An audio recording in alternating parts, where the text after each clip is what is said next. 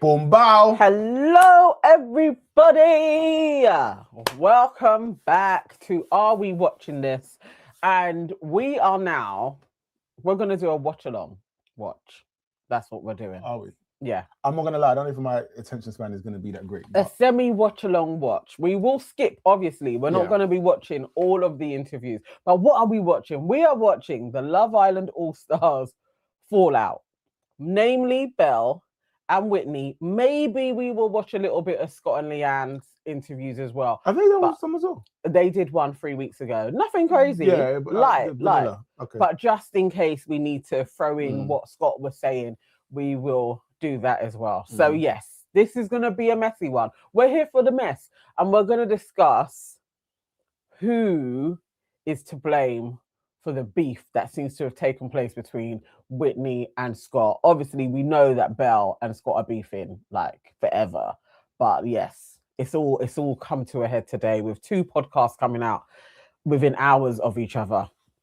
So Pete for Scott. I know it's been a while, guys, since we've been here. We needed a little break. We had work to do as well, but we will definitely be back to give you some more content. Who is in the house with us today? Have got Valencia, one of our moderators and members, I believe. We've got Steph EQ in the building. Aries is in the building. Maya Drammy is in the building. Do you know what? It's nice to say all these days. It's like my brethren, man. My brethren. What's going on, man? It's been a minute. Aries is in the building. Plantain Pappy is in the building. What's going on, nephew? Who else we got? The wonderful Sora Bennett is in the building. Hey, and she said, I have been missing the Evanses live. Well, we are here. We are live. We are here. And of course, how can we forget? Cousin Dwayne Banks in the building. What's going on, Dwayne? And he said, hey, everyone, I told you Sammy and Ciaran were BS. He absolutely did. What was that? It's an auntie's call. Okay. Tell them I'm carrying going. Who else? Waving Cat Designs is in the building. Mary J is in the building. Mon Ami is in the building. Maggie Skies is in the building. Who else we got? This is all the family. Safs is in the building. Big up, Safs.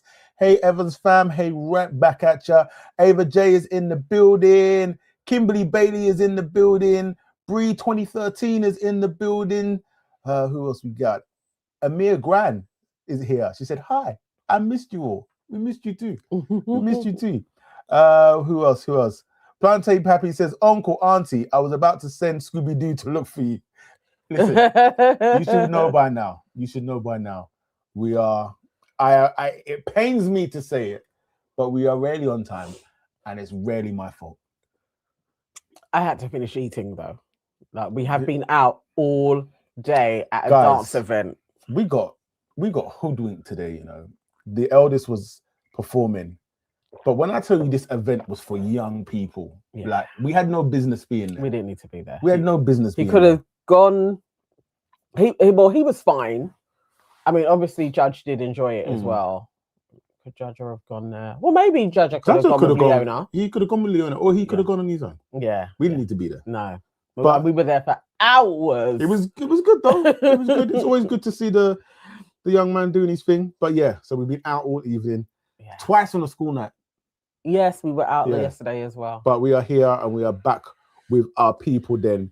Plantain said we thought it would be summer before we were back again. No. You know what? I had wanted to come back earlier, but I've just literally been so busy back to back. And so I will say that this is on me. Like, I've been putting it on a back foot where I've been like, nah, man, I got this to do, I got that to do. Yeah. But I am sorry. Yes. And I apologize. And we will be back. Even before the summer, we'll be back like more regularly. consistently. Yeah. So yeah, definitely. That is cool. But yes, a lot was taking place. So let's see what the people are saying. Aries says, who's my fav? Fav or what? Mary J says, then y'all should be happy and move on to focusing on your fav. That friendship is you are already in. You are been chatting in here. I missed this as well. No, they were talking. That was the thing. I looked at about 9:30 and was like, "Raw, folks are actually, yeah." I mean, this is a juicy one. I was not expecting it. For one, I thought that Belle's pod, when she did one, finally, I thought she's gonna talk because it's Belle. I wasn't expecting Whitney to drop on the same day, and then I wasn't expecting Whitney and Scott to be beefing. Like, I was like, "Oh wow!" And you know, Sammy and Ciaran, I gave them 6 months to a year. Mate, that one was quick. 3 weeks. But have you heard the tea about Sammy, who she's supposed to be dating? I think they're just doing it for shits and gigs. Shits and gigs, okay. Yeah, I don't think. I mean, if anybody knows, let us know, innit? So apparently, Sammy and Ty yeah, are supposed to be a thing, and apparently they were a thing before Love Island Allstars. And he was what, like a little, yeah, but he was obviously Tyrique understood the assignment and was like, go get your bag, because apparently she's got a perfume line coming out, something like that. So yeah, I mean, I don't know, but you know what's funny? Like the difference between our podcast family. Yvonne White simply said, apology accepted. Yeah. Will Smith said, the Evanses are absentee parents to their podcast children. Will is on one today. It's a bit harsh. It's a bit harsh. He's in one of those moods. And Dwayne is co-signing him. Dwayne is co-signing him. Ava J said, if that is the case, I am disappointed in Ty. Tyrique is very unserious, though. He is. There's not much that you can take serious in what the guy says. I mean, he sent her flowers. Ciaran sent her flowers as well. Ciaran didn't know that Ty may be in the picture somehow. I don't know how serious Ty is about Sammy, though. Like, really, really. But I thought Sammy was serious about Ciaran. I did. But Ciaran's saying no. But obviously... She went in for publicity, basically. It was... Yeah. Overall, his pod, that's what he's saying about her. He is like, she came back, they did the Wells thing, and as soon as she came back to London, she was about her business and didn't care about him. It would make sense, like the way she has behaved. It would make sense if she is actually with Tyrique, or if they actually have something going on. Like, it all adds up. It all adds up. Mate, I just didn't think she was going to drop him so quick. I really thought they would have the summer run. So really, when you check it, Sammy has done what we all thought Lucinda was going to do. Basically, that is the truth. We thought that is what Sammy has done, because Lucinda and flipping Sweet Man are still at it. And yeah, Sammy is literally done what I thought Lucinda was going to do. I clicked onto one video of theirs and I was like, do you know what? All the best to them, but this is also very sickening. Like, it was very like... I don't believe him, but I guess Lucinda's going to ride it a little bit longer. But I thought Sammy was going to ride it. I don't even know. I don't know. What are folks saying? People in the chat, Maya says, Ty was talking about Sammy on his stream. CCA 405 says, today has been a long day. Aries says, Maggie, there was more than one dentist appointment. Yeah, I mean, hearing about Scott going to the dentist, and I think that is a massive failing on the producers. Shall we start with Belle? Because Belle spills more than Whitney does. All right. Whitney still spills, but Belle, obviously, it's Belle. She goes into details. If any of you guys have any time codes for us to jump to, because YouTube is not playing up, so we can't see where the peaks are. Yeah. Let us know when. Oh, if there was more comments, sorry, because I cut in. Oh, yes, you did. Let me finish. Let me finish. Dwayne says Sammy wanted out as soon as she got home. Maggie says Sammy scammed the 50K. She did, mate. Scammer, mate. Ava thought Ciaran would drop Sammy. I did. I thought it was gonna be. I thought if anybody was gonna do the dumping, it was gonna be Ciaran. I didn't think Sammy was going to be the one not answering calls and not calling him. I just didn't think that of her. I thought she was absolutely smitten by him. Aries says Tyrique getting aired at Mobiles by Ella for me. Oh, it was great. The way Ella is not playing with that guy. I don't know what Tyrique did to her. He did to that woman. But she is like, I'm not playing with you. Like, we will not be cool. He bounced off it well, though. Yeah, he did. Because if someone aired me like that, I'm not gonna lie, I'm discombobulated. No, he was. Maybe she's aired him before. Yeah. He's such an antagonistic person. He probably knew. He knew if I say hello to her, she's gonna air me. Yeah. But it's content, innit? As he says, clip farming. So yeah. Plantain says Lucinda needs to collab with Sean on a pie pastry line. Mary says Belle is supposedly so happy with Harrison, but still pressed about Scott, the game player. Makes no sense. So Belle and Harrison still a thing? They are still a thing. Imagine Belle and Harrison lasting longer than Sammy and Ciaran. I never expected it. Never. I never expected it. This is wild. Valencia says Sammy in Morocco with Tyrique is crazy. Are they in Morocco? Yes. I didn't know they'd gone away. I thought they were just at Ballers League. Oh, no, my dear. No, my dear. Let's have a look. Oh, sugar dump. Oh, poor Ciaran. Ciaran says he was in love. Well, so first of all, Shea Barra posted this. And you know when they do, like, they clock two people in the same place. So Tyrique and Agadir, Sammy and Agadir. But then there was this. Tyrique, Sammy on the thing, and they put an April Fool's thing in there. But way. Do we think this is April Fool? I don't trust these two because he's just. Oh mate. Can you imagine that? Maggie Size said Sammy used that money to book the holiday with Ty Morocco. Can we just think about this for a second? That would Can be we wild. just deep this for a second? Imagine going onto Love Island, coupling up with Ciaran, winning it, taking your 25k, ghosting him, and then going on holiday with your real man. If that is not some dastardly behavior. She can't say shit about Lucinda though. Yeah. You can't say nothing about Lucinda. You were basically in there like, I'm locked in with this dude. Nah. Yeah. That's wild.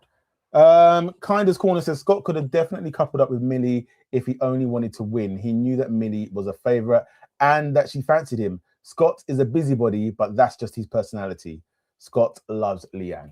I mean, listen, I did see one video of Scott and Leanne not long after the thing finished. And I'm not gonna lie, you don't know that I didn't really feel the boy. But I could not deny this looks like one happy man. He seems into her. Yeah. Even if he's playing, I don't know, but he seems into her to me. I believe him for now. Yeah. Let's see. We will see. All right, let's see where I've gone. Guys, just maybe before we start, 20 minutes we wanted to let you know that this Belle episode contains battle with discussions of mental health, suicide and Belle on self-harm. Life After Love Island. Please take care whilst listening to this episode. Belle's message If you to the or someone souls. you know is struggling, What do you want? support is available. Let's go Click Belle's the battle show with mental notes health. for What the links. is earlier on? I Belle said and I her was going to relationship come on the was bad. podcast and Everyone- expose the truth, so here I am. I really All right. did a No, no, mess. it was I literally before at then. times felt like I was in No, a psych ward. Love Island Allstars, There was the yeah. reflection of how he feels about himself and less about how he feels about me. And it took me a long time to realize that. If we take it back to the beginning, right? You went on Love Island 2019 Hmm. and you're known as like Hurricane Belle, right? This person. And as we found out, right, you see is what you get. Mhm. And I can vouch for that, right? Like Yeah. today, you're authentic, you're real, and you're also kind and lovely and warm Yeah. and all these things, right? So, but we all have our like vices. We all do the things we do. Like some Yeah. people go introverted, some Yeah. people laugh, some people cry. We all do a different thing. So you're known as Hurricane Belle because you have these emotions. You go into Love Island Allstars, and the producers know, you know, maybe the other cast members know that you have this temper. So there's an element perhaps where they want to lean into that because it makes great TV Yeah. and it's exciting and it's Yeah. fun for a viewer. Now, what happens in the villa for anyone who doesn't understand is you were sort of coupling up with Sean. Yeah. And you felt like you were on a good sort of run together. You then go to the USA villa Mhm. within Love in the show. You come back and Sean basically says to you that he wanted to couple up with Lucinda. Yeah. Talk me through that moment and why that was upsetting and why the reaction happened the way it did, just so we understand from your So- point of view. When we went to USA Villa, me and Sean were in a really good place because we'd been a bit up and down, sort of on and off, and we were in a really good place. And, you know, I wasn't, when we go to USA Villa, you're not allowed to say bye. You literally, they were Just like, go. you're going to USA Villa, get out. That's it. Quickly go. Make it big. So when I'd come back, so we were there for, I think it was 3 days. Mhm. So in the first 2 days. Which is like a lifetime in a show like that. Yeah, it feels like 7 years. But when I'd got back to, obviously I didn't do anything, and I was like, no, I'm going to go back before I explore anything with anyone else. I know we're not closed off, but I want to be respectful, go and have that conversation with him, see what he's saying and that kind of thing. When I go back, I knew that the producers wanted me to have fun. And they were like, have fun, have a flirt, do this, you know, like they're like, enjoy it. You're in the USA Villa, enjoy it. And this is what we're not seeing as a viewer. Yeah. We're not seeing producers come and say Yeah, to you. so they're like, have fun, you know, like you have producers on set at all times. So they're like, have fun, go enjoy it, do your thing. And I just couldn't, because for me, my respect for Sean, I was like, I just can't.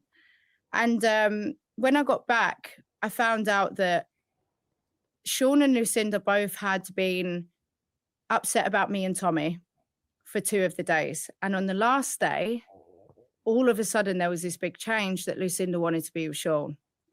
And I don't know if it was aired or not, but there was a conversation. I think it was I think Helena, Sammy and Lucinda. I definitely know Sammy was in that. I'm not sure if Helena was there at this point, but there was definitely a conversation that was had. And one of the girls said to Lucinda, is this real?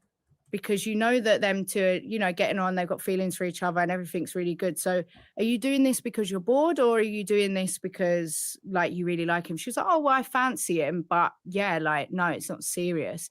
And the girls were like, is it really worth upsetting Belle for a storyline? Because let's have it right. That's what it is at this point. And she was like, well, yeah, like I need to do what I need to do. So I'm then assuming, I'm like, have the production sort of said to her to do that? Have they not? Is she just wanting storyline because it's getting boring over there? What's going on here? You know, and just with Sean, like I just had enough of him. He was just pissing me off. Like he just was on, off, on, off. Every time I try and talk to someone new, he'd come back and then want things to go ahead. Then when we're together, he'd find someone else. And I think guys are just, well, I say guys, some guys are like that. They sort of don't want you, but don't want you to move on. So I think that's where a lot of that come from. And, you know, I've been through a lot of hurt with guys. So when I said to him, there was a line. Trust is gone. Yeah. And I was like, I've given you nothing but respect. And I've been there for you. You know, there were so many scenes where, you know, when Sean called Scott a bully, and I backed him and I stood up for him. And, you know, he was crying. He was in a really bad way, Sean. And when we'd go to bed, you know, there were nights where he was crying and he was upset and he was like, I'm really struggling, like, because of my previous experience in Love Island wasn't good. Like, really bad he was so in his head. And I was like, just relax, it's fine. You know, I was really there for him. So I felt like he'd sort of betrayed that loyalty we had for each other. And that, yeah, you know, maybe that's a subconscious trigger for me from previous partners. You know, I have been cheated on, I have been hurt. And, you know, last year, when I split up with my most recent ex, that was horrendous. The breakup was horrendous. So yeah, there probably was a lot of triggers that came out there that I was probably quite unaware that I had. And loyalty and respect is a big thing for you, right? Yeah, massive, more than anything. Yeah, because from a and what I want to try and do, like, Belle, right, is like balance it out, right? Because what you're saying there is you're having this authentic, real experience where you're saying, well, hang on a second, loyalty and trust is a big thing for me. I'm not going to do that to Sean. I'm not going to do that. But then on the other side, you're watching someone who you perhaps thinks is playing more of a game. So you're saying, well, hang on, my emotions are being hurt here on the back of just playing a game. Yeah. But then the argument would be on the other side is, wait, this is an entertainment show. So you have to accept these things are going to happen. Yeah. And I think I was very naive to that, being in there. You know, I went in and was me. I went in and I didn't play a game. And, you know, towards the end of the show, I started understanding, okay, this is what it is. You know, we'd all move past certain situations. There'd be a game to bring it all back up. So I'm like, okay, you start to understand, like, oh, okay, you know, this is what they want. This is what they're looking for. Orange. You know, and I definitely, I hold my hands up. I was totally naive to the whole gameplay. And maybe I should have played a game, but then I wouldn't be myself. But viewers really backed you, right? Especially when that thing happened with Sean, and people were sort of saying, "You're great, you're amazing," and that's hard because then it suddenly switches, and so you go from the people's champion to then people saying, "Well, you're being this whatever they want to call the words bully and a hypocrite." The thing is, with me and Sean, we were in a very good place. But for me, when it's hard, isn't it? Because how much do you give away about what producers have said and things like that? But with Sean and Lucinda, we were together. We were very we were in a couple. We were happy. Everything was going well. She actually said to me out of her own mouth, "Well, it wouldn't have happened if you didn't leave." So that for me is like, oh, so you'd only do that behind my back. So I didn't like that. You know, that was why I had an issue with her. And also we were in a good place. She knew that. She had multiple opportunities to get to know him when we wasn't in a good place, and she didn't want to. Whereas with me and Scott and the Leanne situation, me, Leanne and Whitney were really close. Really close.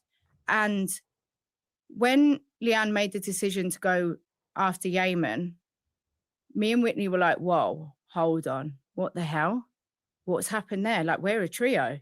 So when Whitney said, you've laid the foundations here, every man for themselves, we was like, okay, fine.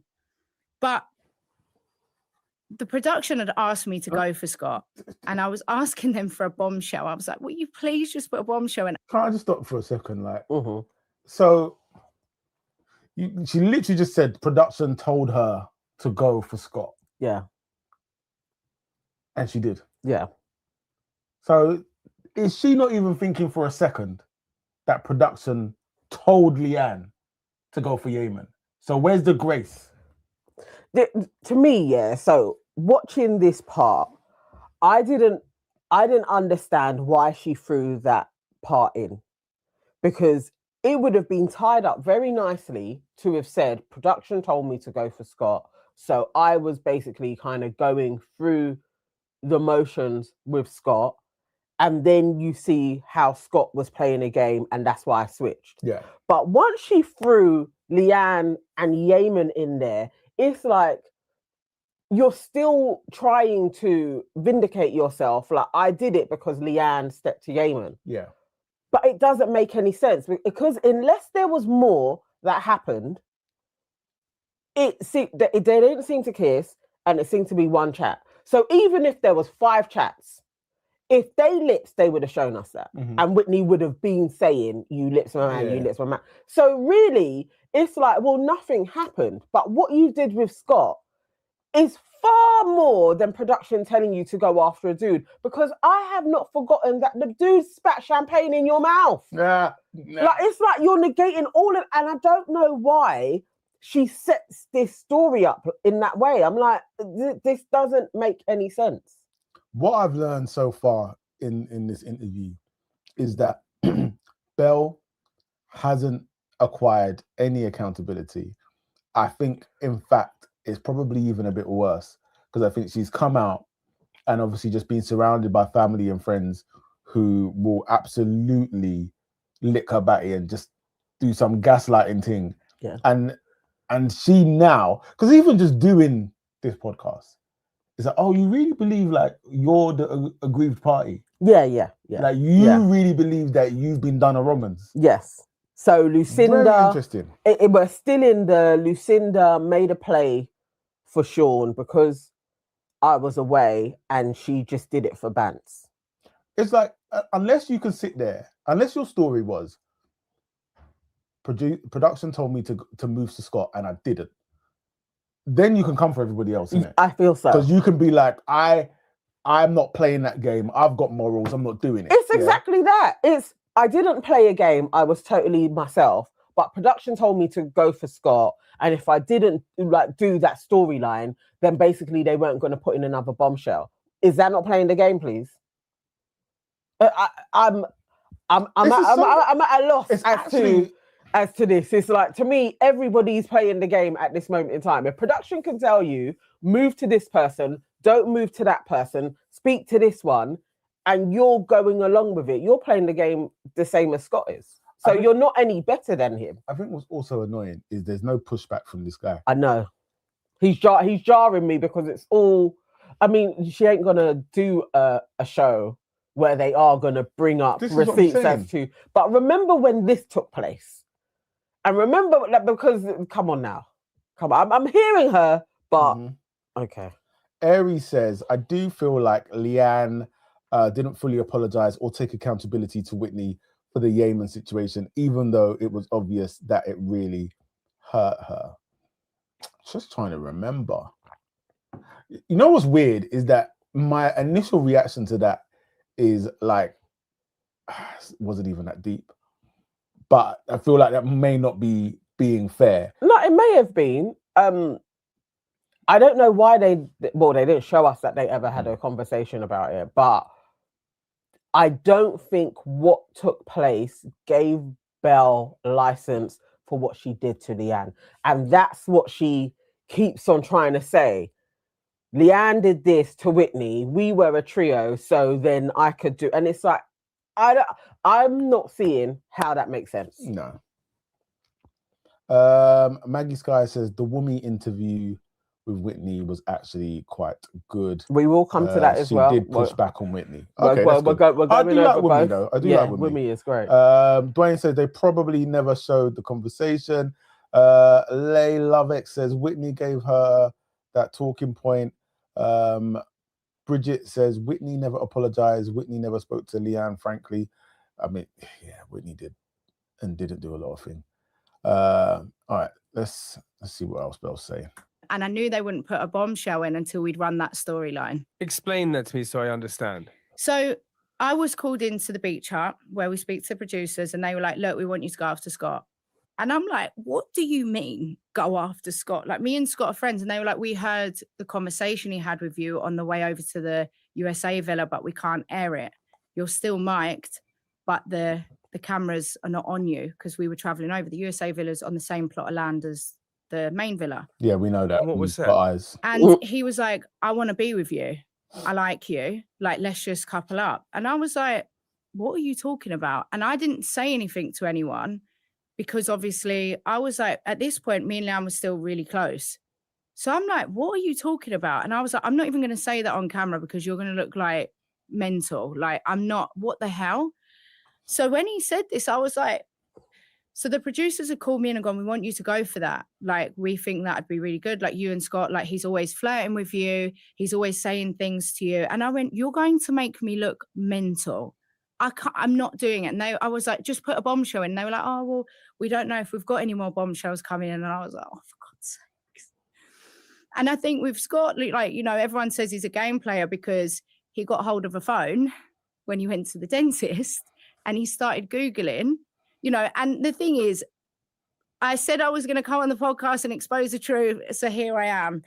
He did say that. He went to the dentist and he got hold of a phone or he was asking the dentist to Google things for him. He told me this. He told Kieran and he told Helena. And what did he say? He was Googling? He was Googling the football scores. He was Googling the press. So he come in with all this information. So he was basically, football scores, great, but the press. So could you see what narrative was happening? Yes. So he basically had looked up who was the favorite at the time. And at the time, he said I was the favorite girl. So he was like, that's why they're trying to run this story. Because I told Scott and Leanne, I said, listen, production are asking me to go after Scott. I want to let you know that first. Leanne knew this, and so did Scott. Wait, and the dentist was before Love Island Villa? I mean, the USA Love Island Villa, or after? He went a few times. To the dentist. He had, I think it was like a cracked tooth root canal, so he had to keep going back. I have to say as well, this whole dentist thing, the producers, you failed. Like allowing this man to have free access to a phone like that. Oh, the dentist getting involved in Googling or whatever was taking place. But even still, I feel like this is more compounding what she's saying to you're chatting shit. Go on. You're saying now, I told Scott and Leanne, this is what the producers told me to do. So what has Leanne got anything to do with it in terms of Yamen?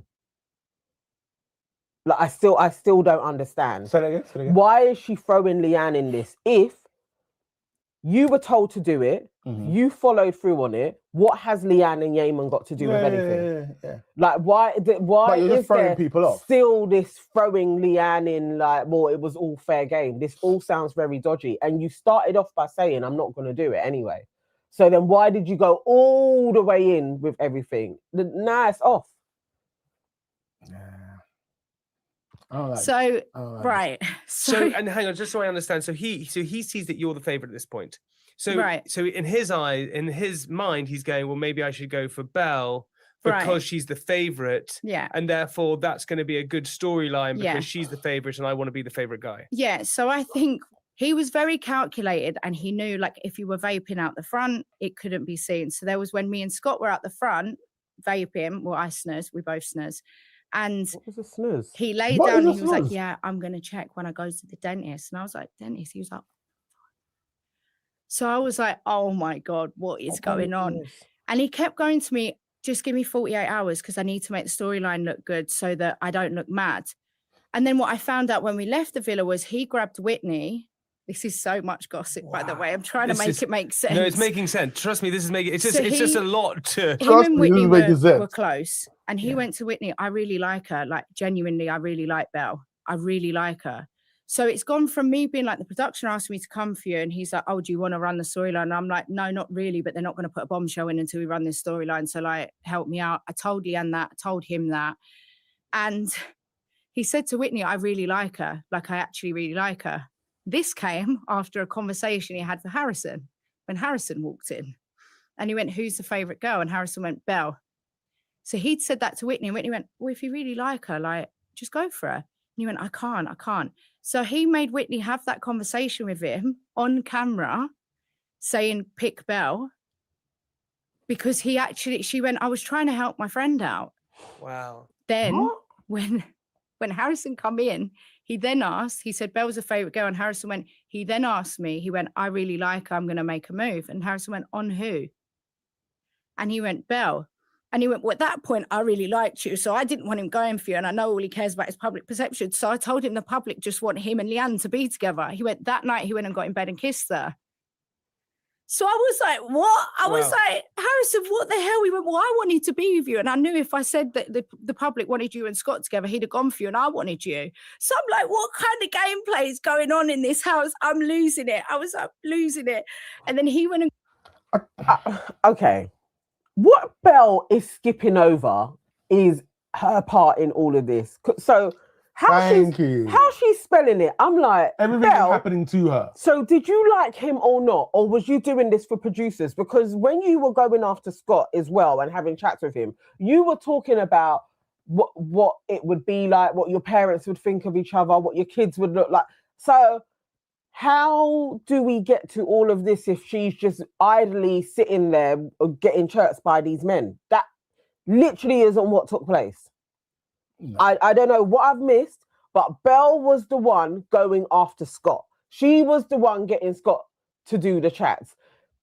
Scott setting up that whole convo with Whitney, that could be true. But would Belle have known any of that in there? Like, I'm like, this really does feel like you've been sitting there working brain and thinking, how can I paint Scott to be in the worst light without me talking about what I did? Ava J said, this is so weird. She must be the first person in 11 years to be allowed to speak about production like this. They usually gag for years. Exactly. I was thinking that as you were speaking, it's just like, I've never heard people talk so openly about production like this before. No. And as production, you wouldn't want that. No. You don't want this at all. So she's either totally been like, I don't care. Actually, she kind of does. She's doing what's her name? Was it Rachel? Black Rachel, who basically was like, I got set up by Love Island. Yeah. Later on, she does allude to, she does feel like production set her up. So maybe that's why she's like, I don't care. If you want to sue me, sue me. Yeah. I'm telling my truth. But the truth doesn't align with what we watch. Yeah.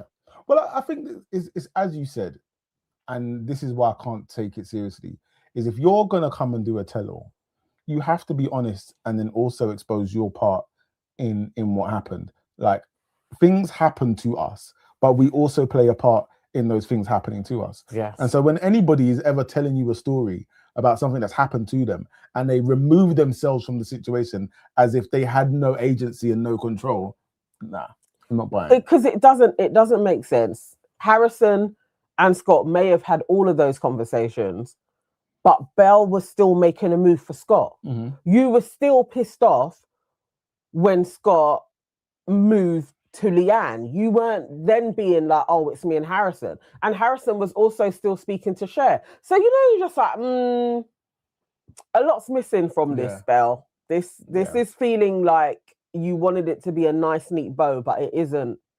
It's not really working. And then you combine that with the fact that she's allowed to sit there and say all of this with zero pushback. It's like, no, this is a fluff piece. Basically, this is a fluff piece. Where is the we've been fucking for weeks? Where's all of that energy gone? Because I forgot about that. It weren't all on Scott. So I don't know. And then also, if Scott was the one that was talking about, I think we should be together, when you were talking to him, would you not be like, you need to pull me more? Like, if you're really feeling like, I'm being played with now, like maybe I'm being set up to look like a mad person, I would just throw in more, like, if you want me, like, I would make it more so on the person. How she's talking is like Scott made a play for her. Yeah. And that's not what we saw. So I don't know. I don't know if I believe her. I don't believe her. All right. Got in bed with Leanne that night, kissed her, and Sammy then explained everything to Leanne. And she went, well, I know, look, it's fine. And then, when Harrison come in, we had really good chat, and I was like, oh, I like him. And the producers wouldn't let me go for it. They wouldn't let him talk to me because they wanted to run this Scott storyline. And I'm like, but why can't I just be happy and move on with someone that I like? Him and Leanne, Scott and Leanne are back on track. I'm happy with that. And they were just sort of trying to push that storyline. I'm like, this is what I said to you. I was so naive. I don't believe her. Why can't I just be happy? Let me just be with Harrison. But when Harrison was there, you were constantly beefing Scott. Yeah. So at this point, if you want to be happy, that's on you. You've got your new man there. Go and be happy with him. Like, you ain't got to keep on chatting to Scott anymore. At the play in the game. So when it got towards the end, I'm like, everybody's playing a game. This house is a mess. I literally at times. No. No. What you will not do on this Beyonce's internet is sit there after the second time you've been on Love Island and go, oh, everybody's playing a game.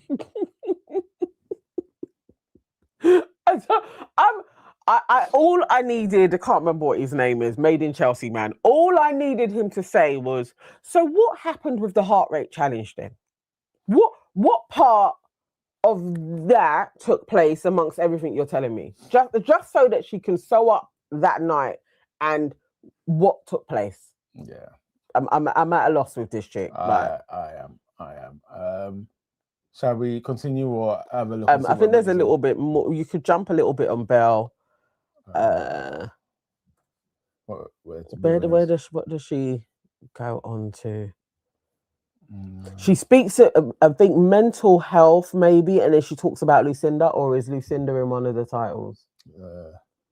Lucinda isn't in one of the titles. Belle on Life After Love Island, her battle with mental health. I get daily death threats, it's hard to deal with. Okay, let her talk about that, because I think maybe within there she may talk about Lucinda as well.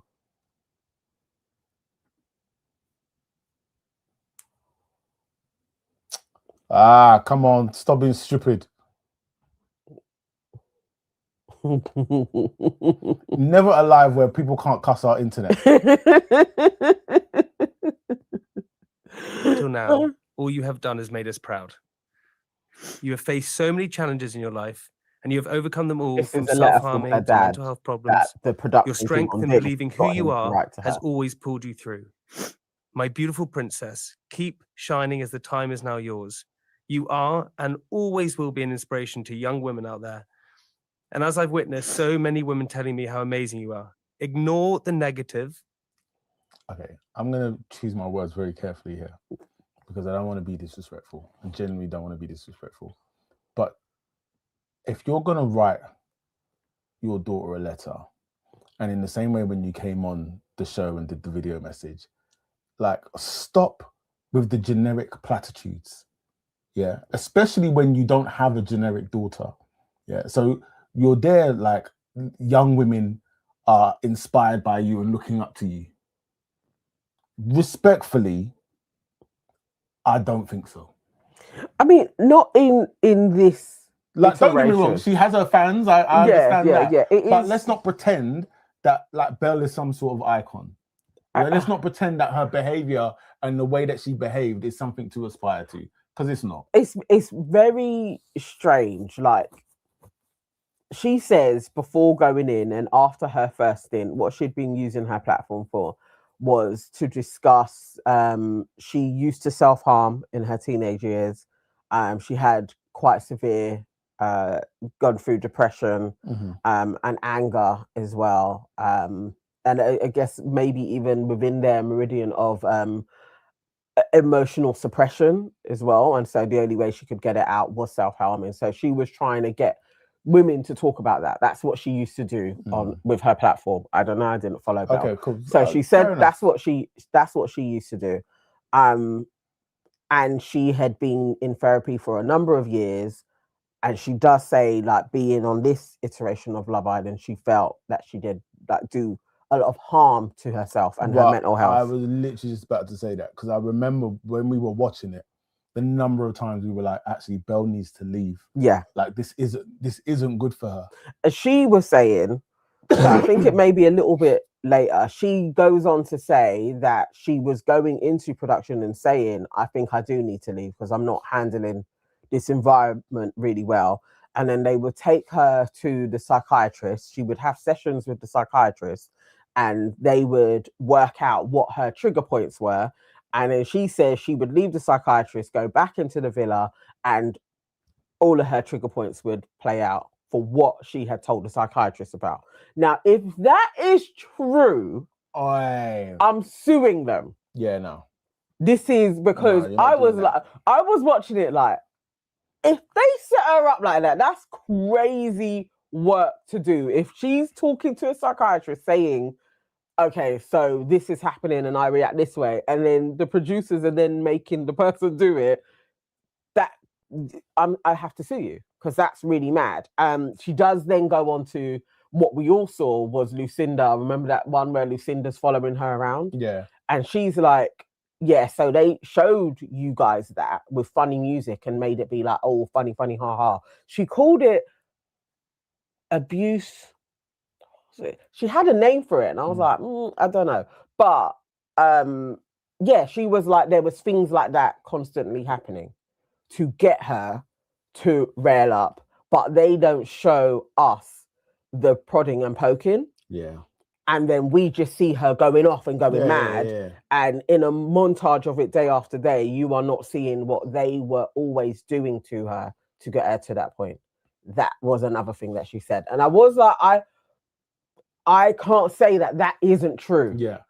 I think what we do definitely need more of is more people willing to talk openly, spill the beans, risk being sued, risk breaking an NDA.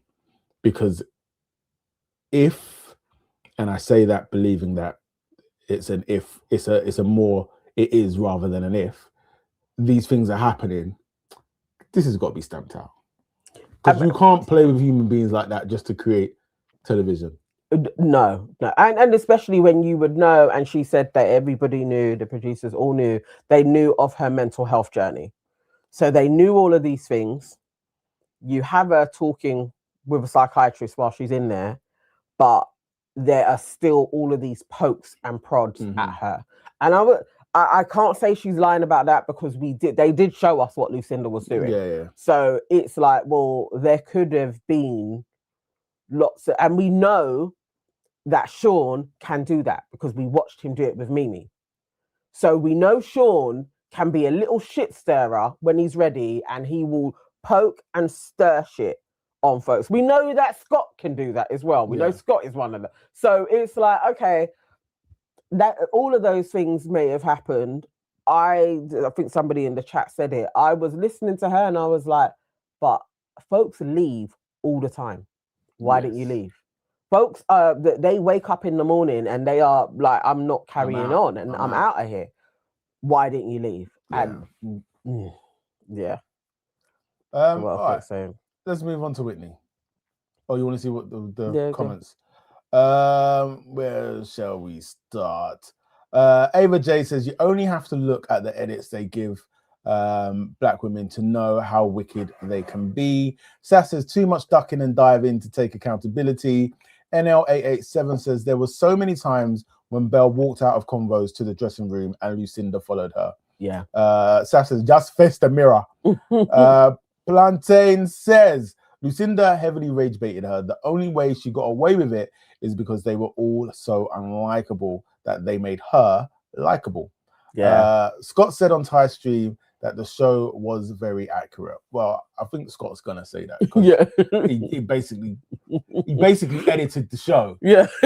Scott was a producer. Scott was probably telling the producers what they should produce. Yeah, he's gonna be like, yeah, great show. Dreadful Ruby says reactive abuse is wild. That's it. That's what she called it. Yeah. Reactive abuse. Yeah. Okay. Thank you. I knew the term. Like, yes, that's what she was saying. And reactive abuse is, explain it again. So you're setting the person up to react to you. Aha. And then you will be the villain. Yes. Because they've been at it constantly. So and people just prodding you basically. Yeah. And then you do a rage out and it's like, oh my God, how can they talk to me like this? Yes. Yeah. And yeah, we kind of saw it. Yeah. Like actually, you know when you're just like, yeah, a bit of that was going on as well, for real. Yes, we saw Lucinda doing it. Bree 2013 says, my issue is if you are aware of your mental health struggles and how fragile it is, why would you go on reality TV? And I would further that and say, not just her, but the people around you. Like, I mean, obviously she's an adult, but me personally, I don't care what anybody says, you're not doing it. I know. Well, even if I think, because this is the thing, she just set up that she thought she was strong enough, actually, because of all the work that she had been doing and the therapy and everything else. But your brethren's in there. If I'm with my friend and I can see she is unraveling. Now, I understand maybe Sammy, that's why Sammy was so staunchly there, like, I'm going to back you, But at some point, somebody just needs to be like, you probably just need to leave. Because it's just never that deep, innit? Like, we don't need to see you unraveling on TV. Like, that doesn't need to happen. So, yeah, I would have liked, or even maybe in the same way that Jesse's dad was a bit like, you're not coming across like the girl that you want to be. Like, her parents are a little bit more like, maybe this isn't the place now. And that was the thing as well. You just tell her, like, maybe this isn't it. Yeah. Because love, like, maybe you have code words. And this is also one of Belle's issues, is that her family, and obviously I'm only saying this based on what I've seen in the clip and the letter, but they are enablers. Because if you can't find a way, nobody's telling you to chastise your child on national television. But if you can't find a way to be honest about their behavior, and instead you say stuff like, oh, you're doing great. You're a champion for the women. Actually, maybe you're watching the same as us. And we were saying it for time. Belle needs to come out. Yeah. It's a lot now on everybody, on all of our ears even. Yeah. Like, yes, as her dad and her mum came on the thing as well, you could be like, no, you've done really well, but home is missing you. Like some type of cue to, like, you've got to come out of there now. All the R's. Hello, people, I'm back. Hey, all the R's. Back to, I'm still... I'm just loving seeing all of you guys' names. Like, it's, Why has all the R's got one random L in there? Was that there before? I don't think that was there before. Why have you got a random L? I never noticed that. I thought it literally was all the R's. I thought it was all the R's. But welcome back. Ava J said, Love Island is part of the mainstream entertainment industry. Kindest Corner says, Lucinda didn't really rage bait Belle until she hypocritically went after Scott behind Leanne's back. I don't know. She was she was prodding her before. That was Sean. Remember when Belle had to shout at her a couple of times and be like, "Go away!" Yeah. So Lucinda was out here doing shit to Belle, definitely. Dreadful Ruby says we are way too far in for her to not even once take accountability. Mary J says, is Belle forgetting that we watched her spread her legs and say she was in love with a stripper after Scott disrespected her with the champagne spitting? This was after Harrison. Yeah. There's a lot in just once she also said, like, you know, I did like Scott. She just made out like Scott came for her, and it's like, Belle, you did shit. Yeah. Maggie Sai says the Whitney lawyers need to come to the front. Your client needs you more than ever. Talking of Whitney. Yeah, let's go on to Whitney, because that is Belle. She's just basically thrown Scott under the bus for the whole phone thing, and maybe Scott was cheating. That's her story on it. Different moments, different clips, different conversations, all of that kind of stuff like going on publicly. When you see that, I can imagine that's not like an easy thing to see. And we're going to talk about every element, every area of it all, but just like on a loose one, like what goes on in your mind when that kind of stuff is like taking place publicly? When I see it online, I think obviously I'm naturally. Can I ask a question? This is not topic related. I know you're going to say something about makeup. I can just feel it. Go on. Is this normal? And I'm not even trying to be disrespectful. Like I'm asking in like, oh, is this what women are doing now? For a certain age, I would say definitely women in their 20s. Oh, I've seen a couple of people in their 30s. I'm lying. But the younger portion, let's say firmly the Gen Zs, there seems to be a heavy regard for either she's gone for a ready tone, but a pink version or the red one, or some people do a purple, and it is going up that far and that deep. Do you know what that has turned into a thing? Yes. Do you know what the color reminds me? Somebody said it's a choice. Uncle Rest. Saf said, "Is it the blush?" Valencia said, "I don't like the makeup either." I mean, but it has turned into a thing. This is a thing. Even the color reminds me of, you know, when you get them aunties that bleach too hard. No, and they get the red skin, the broken skin out of order. Oh, that happened to is it an ex-sister-in-law?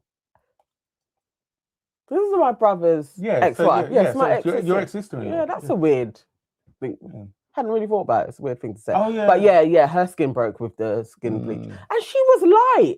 So weird how some people are, but impulsive person. Yeah. So do you say naturally you're an impulsive person? Yeah, I'm an impulsive person. Yeah. So obviously I would be like, wait, hold on, let me clear this in the comments. I'll be in drafts like, bitch. Yeah. And then I just end up deleting it. I'm like, ugh. Maybe I shouldn't say anything. Maybe I shouldn't say anything. Maybe I should just, it is what it is kind of vibe. So just get on with it. And then in those like moments, where's like your safe space? Where do you go? Who do you speak to? Where are you seeking to kind of find that, I guess, comfort or to stay grounded? Definitely God. And I just be in my bed, really and truly. Yeah.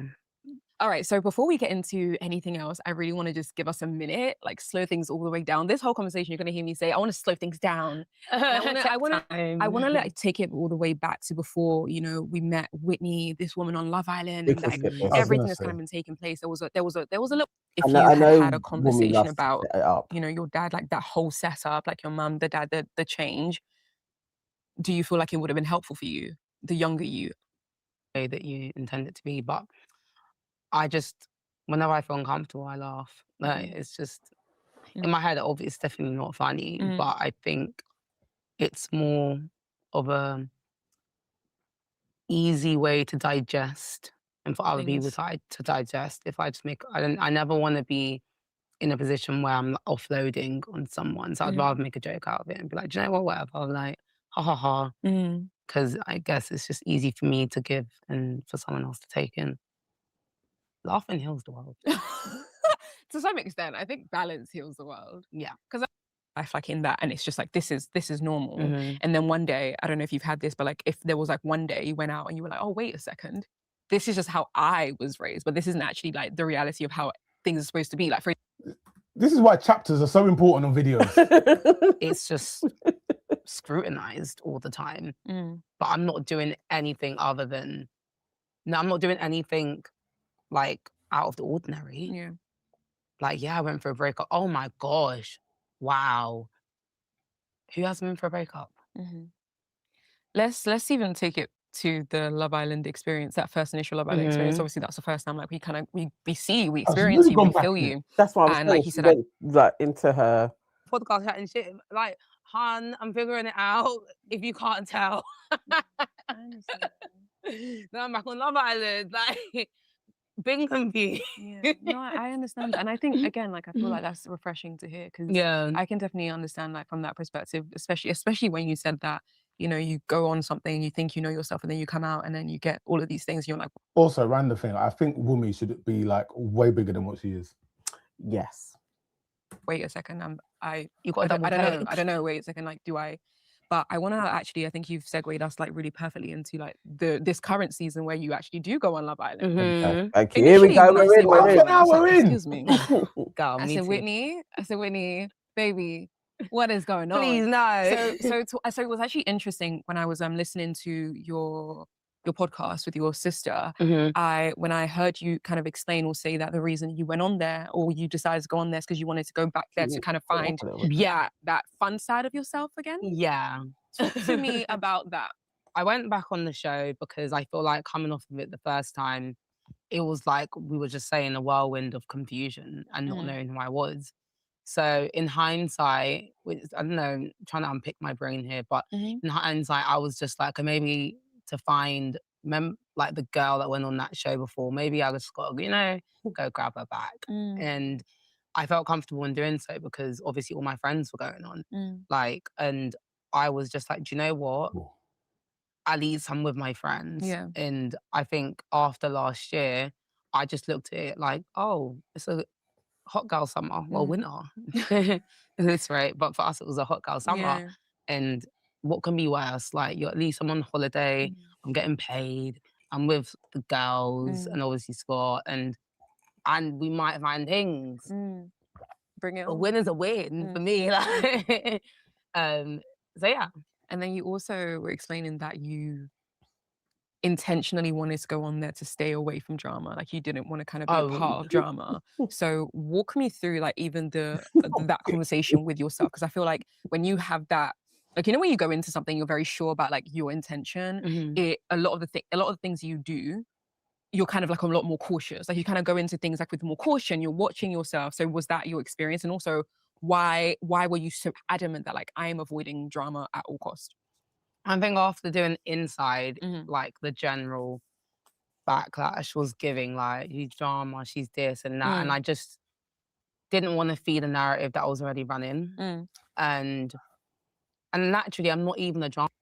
It's weird, yeah, because there is something for me that despite everything that Whitney has done, there's something likable about her.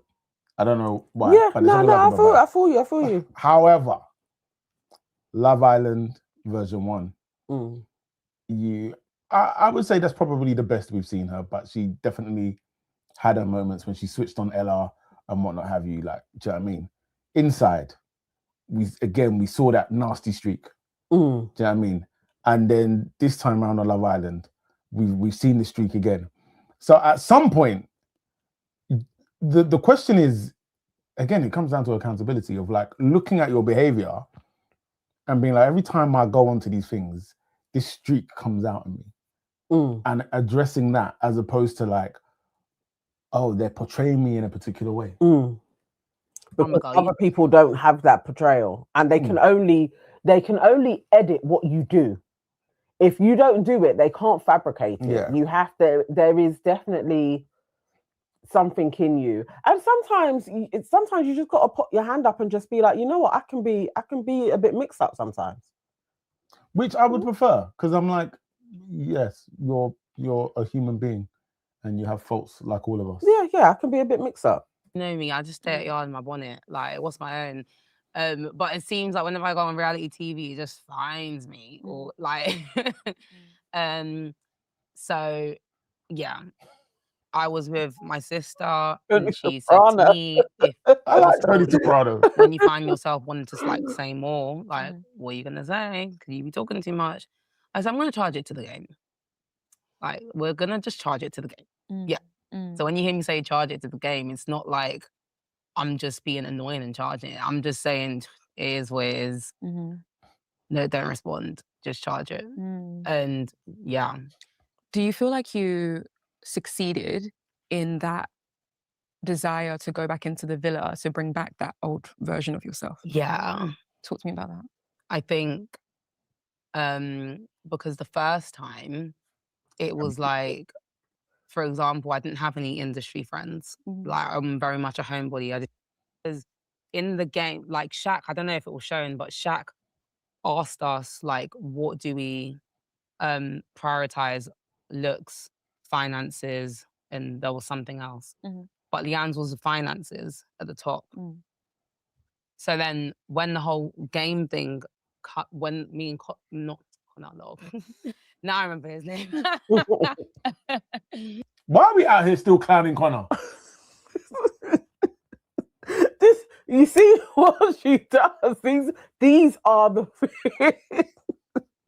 My guy's just there, just trying to live his life. Why is he still getting clowned? Now I remember his name, you know. That was unnecessary. Go on. But when me and Scott was talking about types, I was just like, oh, because but in the beginning, I didn't think that would be his type. And that's just me being real. Because me, I'm a lifestyle babe. And and we have mutual friends. And from what I've seen, you guys are similar. It's given we're cut from the same cloth. Yeah. I mean, so I just didn't think that. But maybe I was wrong. And if I'm wrong, I'm wrong. But my initial thing. But I've known Scott for years. I've been out with him. I've been around him. So I didn't think that. Yeah. Charge it. So is she? And then obviously, moving on later during the show, once Leanne had ended it, obviously, Scott likes Belle now. So he's wanting to get to know Belle. But because from the audience perspective and like from what I saw, it didn't really show, it didn't give that Scott likes Belle. Exactly. It very much gave like Belle was trying to get him to come and give her a go once things weren't working out with Leanne or were on a little bit fragile with Leanne. Babe, no.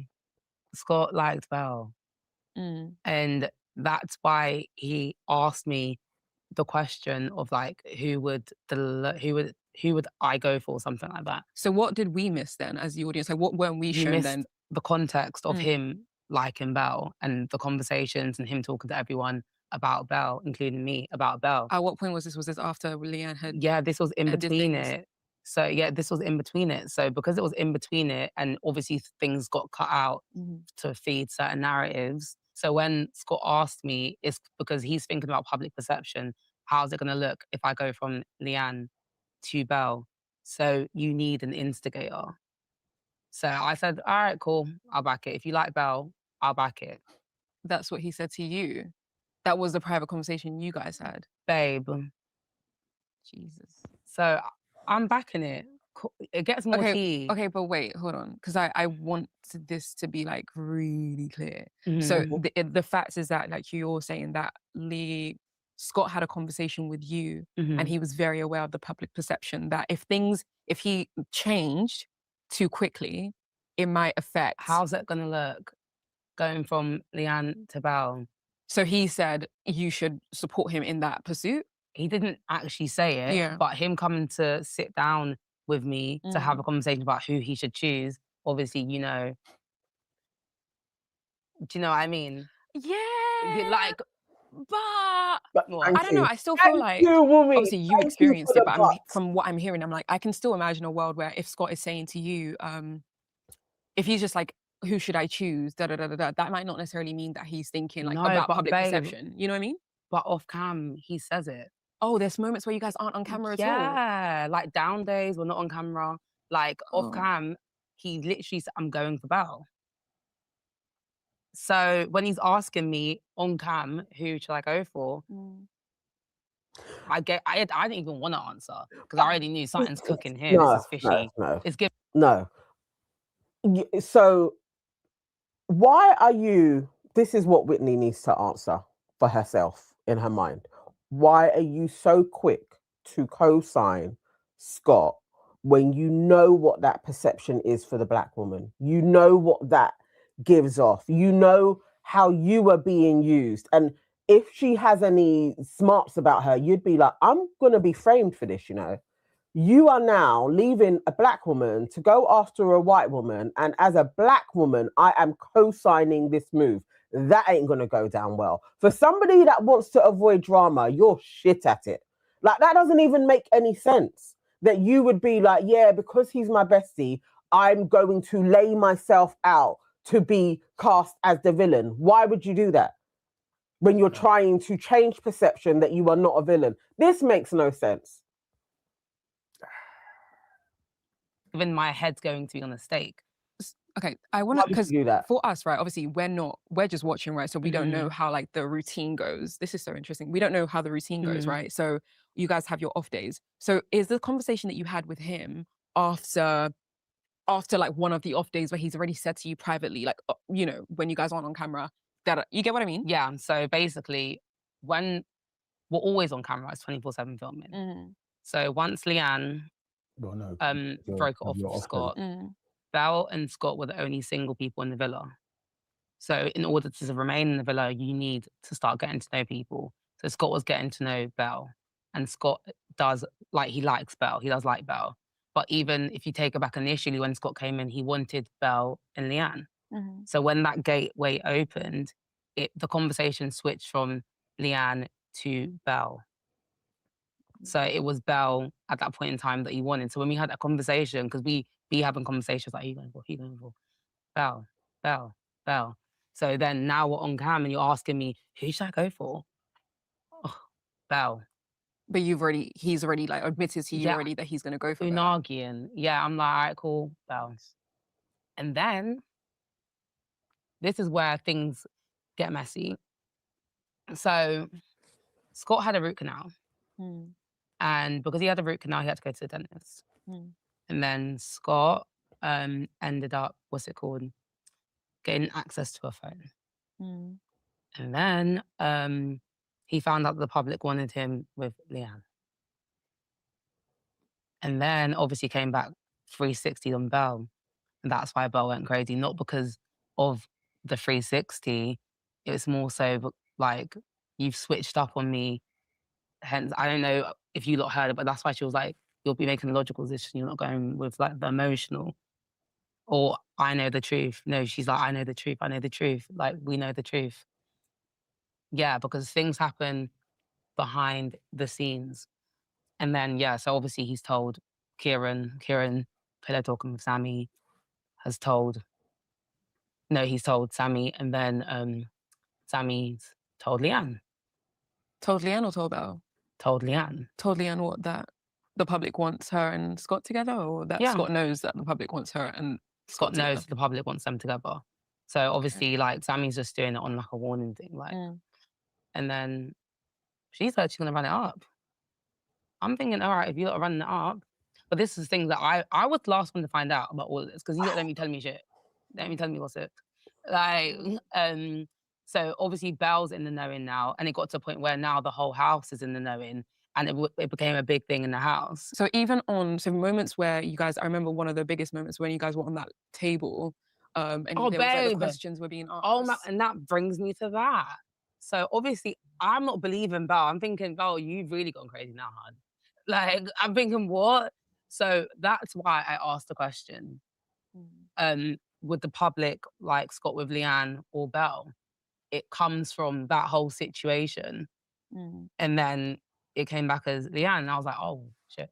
But that doesn't, I feel like that question is what, how do I explain this? I would imagine you asking like a more like specific question, like in that moment where it's like more direct. Obviously, I know you were saying about the storyline and it probably wouldn't, work with the storyline, but to that question doesn't do anything for Belle. Like, it doesn't prove Belle. It And wasn't the for Scott Belle. situation. The question was for Scott. What do you mean? Because the question that I asked, because in the house we're all talking about what happened at the dentist. Why does Scott 360 so quickly? Like, this ain't making sense. Oh, So you I wanted to asked, see if that's actually the truth, if the public actually did want Leanne and Scott together. Otherwise, I've got no business answering that question. Like, what's my own? So I asked that question. That's why in the scene, I wish you had clips. In the scene, I'm like, oh, there you go, Scott. You're welcome. Oh, I get it. I get it. Yeah, like she didn't know all of the bits. Oh. Okay, all right, I understand. All right, so because she's saying I was the last to know, yeah, they've all been talking about. Belle was the last to know. No, Whitney. They didn't tell Whitney all of the details of Scott has been saying this. Scott is basically now going for Leanne because this is who the public. So she's thinking she's doing Scott a favor by getting the clarity on it, but he already knows all of this. Gotcha. But she didn't know that it was known. That's why she then looked further. You're just too into the man's business. Either way, why are you there when you've got your own shit going on? Why are you there trying to help Scott out or see what Scott is? No. Yeah. You're just too into his business. But I understand why she now asks that question. Can we jump to this quickly? The Indiyah stuff. Yeah, you can find it on the main or. Well, I'm saying it's here, innit? Or I don't know if that's the whole clip. Yeah, is it enough? Okay. Yeah. So obviously, she also talks about the beef with Indiyah. This is a clip from Shade Borough. Any questions that you don't want to ask? I think it just goes back to just being in the industry, and I get it. People like to come on camera and do the fake smiles and whatnot, but Indiyah knows that behind the scenes, she's not been the nicest to me. I get we're on camera, but I'm not going to switch up on how you've been treating me throughout the years to now on camera we're doing that smile. I'm not built like that. Like, I can't fake it for camera. So realistically, like, one, you already know we're not that cool off the scenes. And then people, when you do, like, people think that, oh yeah, it's your job. Yeah, great. You've got a job to do. But you also have the power. It's not just Maya. You have the power to alter your questions as a presenter. You're not forced to ask any questions that you don't want to ask. I think it just goes back. Before we got to this, so you want Indiyah to have care for you and look out for you, but that's not what you did for Leanne. Okay. And if you are going to ask questions, you actually also do have the power to brief. So it was just given, like, with the whole drama question, considering my head, I'm literally confused about what drama, like, genuinely. I've not got my phone, I've not seen anything. And you know how our relationship is off cam, and then you're asking me this triggering question, and with no context, I'm just like, what drama? Because yeah, I already said that I can admit my tone was off. But no, genuinely, what drama?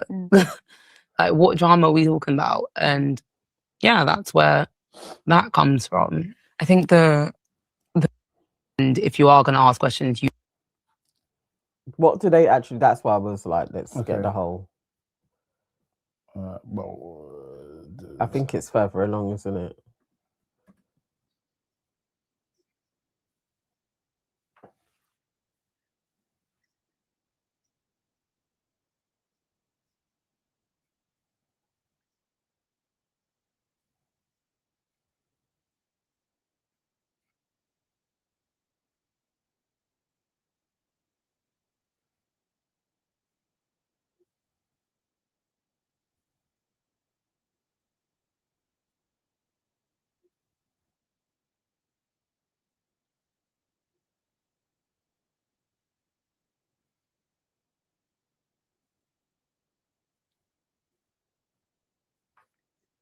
Wow. I never.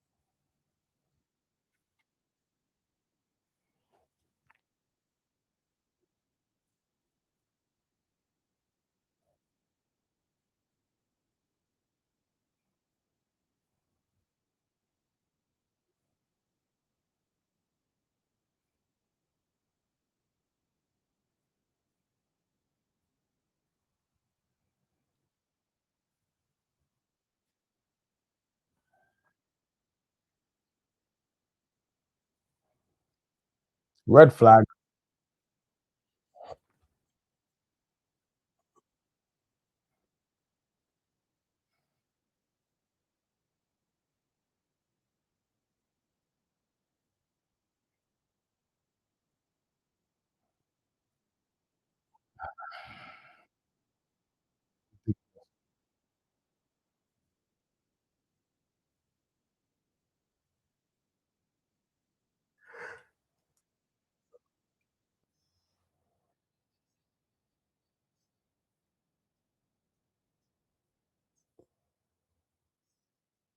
I don't think it's clean for them. You're on the wrong plane. And yeah, the next day, yeah, she balls it. I'm laughing, but it's not funny, but it was just more so I wasn't mad about the action because at that point in time, I don't really know Yamen and she's trying to get over You need to Scott. go back. So I'm kind of like, Did they even hear it? I don't really know this man, but I was just hurt that she done it to me. Like, do you know what I mean? And it's not about the boy, it's the principal. And yeah, when she done that, I think, yeah, our relationship shifted. Do you think she noticed that shift in your relationship? I don't know, but I don't know. Because we've never spoken about it. Because I think maybe that was even, I guess maybe subconsciously, we can say that maybe that's why you had so much vim in that argument with her, like part of it. They couldn't hear anything. I don't think I said it here, but we were glitching. it was intentional. But I think the moment that I see that we're not like 100% rocking, I'm not as lenient with grace for you. Do you know what I mean? So yeah, I definitely spoke to her in a way where like, yeah, we're not friends.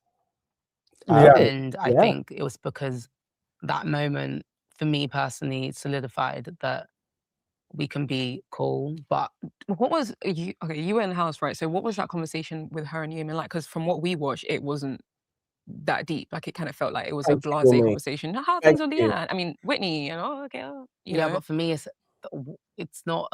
It's not about the conversation. It's not about the conversation. Yeah. It's about you took him. That knowing that you just forced me to tell you how much I like him. Can I challenge you here and say that in the same lens then, can we say the same? I know that when the whole situation with Belle and Scott first initially started, you were the first person to kind of say to Belle, it's worse than what Lucinda's doing. I think you did say something like that, yeah. But you also were the person who was like, when Scott asked, like, okay, I do think that she's a better fit for you, that if you're that angry at or upset with Leanne, but also at the same time, you know that Leanne is also in the same way that you poured your heart out to Leanne about this guy, that Leanne's also poured her heart out to Belle and you, not necessarily you, but like more so Leanne, if we're doing the comparison to Belle. No, because what happened there was this is the chronologically what happened. Leanne told Leanne about how I feel, Leanne and Belle how I feel about Yamen. And then Leanne was supposed to pick Connor in the kissing game. She picked Yamen. And then she took Yamen. How do you know she was supposed to pick Connor? Did she say that to you guys? She locked in. We have to lock in someone. Her lock-in was Connor. Oh! One side, she switched to Yamen. Cool. Then she took him to the secret garden. Cool. She kissed him first and then took him to the secret garden. Yeah, I think that's the order. Something like that, yeah. Something like Okay. I know we've been slamming Whitney, but I understand her now. Because who knew that this was a thing? So somehow this year they're allowed to talk about production stuff. So you lock in who you're gonna kiss. So everybody knows who everyone's gonna kiss. You said you're kissing Connor. You didn't kiss Connor, you kissed Yamen after Whitney is thinking you're kissing. Everybody is thinking you're no, then I am seeing you as a bit of a snake. Because if you kiss the guy that you know I like, let's say that kiss won Yamen over. And then you take him to the secret garden, and then he's like, you know what? From that kiss, I've been thinking about you. I want to see how it goes. Where's Whitney then? No, I hear that. So it's fair for Whitney to be like, oh, so you're a hoe. Like, it's fair. Oh, hoe's strong. I'm just saying Hoe's strong. That's probably where her mind went. I think it's fair for Whitney to be like, we are not friends, really. We are in this for Love Island now. I think fair enough. Now I understand why Whitney was like, I'm not backing you on any. I think I understand it. Pretend that before that Whitney was ever a cheerleader for Leanne. Has she done anything dastardly to Leanne before, other than the financial thing? No, it was the snide comments. It was like the financial thing and just kind of whenever she had the opportunity, it was more like she would steer Scott away from Leanne. So it's not like you guys were batty and bench. Well, apparently they say that they were. I mean, yeah, people are saying Whit never liked Leanne, but come on, guys. If Whitney did that to Leanne, what Leanne did to Whitney is out of order. We can't give Leanne grace on that. If you lock into Lips Connor, you can't then switch it to somebody that is supposed to be your girl, their man. That's crazy work. Yeah, no, that's wild. I hear that. And then Belle, obviously we're a trio. Belle's pre-in that, and she's like, it's already changed for me because it's not about that, it's the principle. I just wouldn't do that. Like, for example, like when the whole thing happened with Jess and Millie, I said, like, if Jess ran that on me, we wouldn't be friends. So it's not even about, what's it called? Who done it worse for me? Because quite frankly, I don't care. But you done it to me. So when the whole Belle situation happened, Belle and I, we've already preed it like, oh, this is what you're on. So I've already like checked out in terms of this is my sister for life. I'm saying, yeah, she's my sis, but you know, there's kinds of types of friendships that you have with people.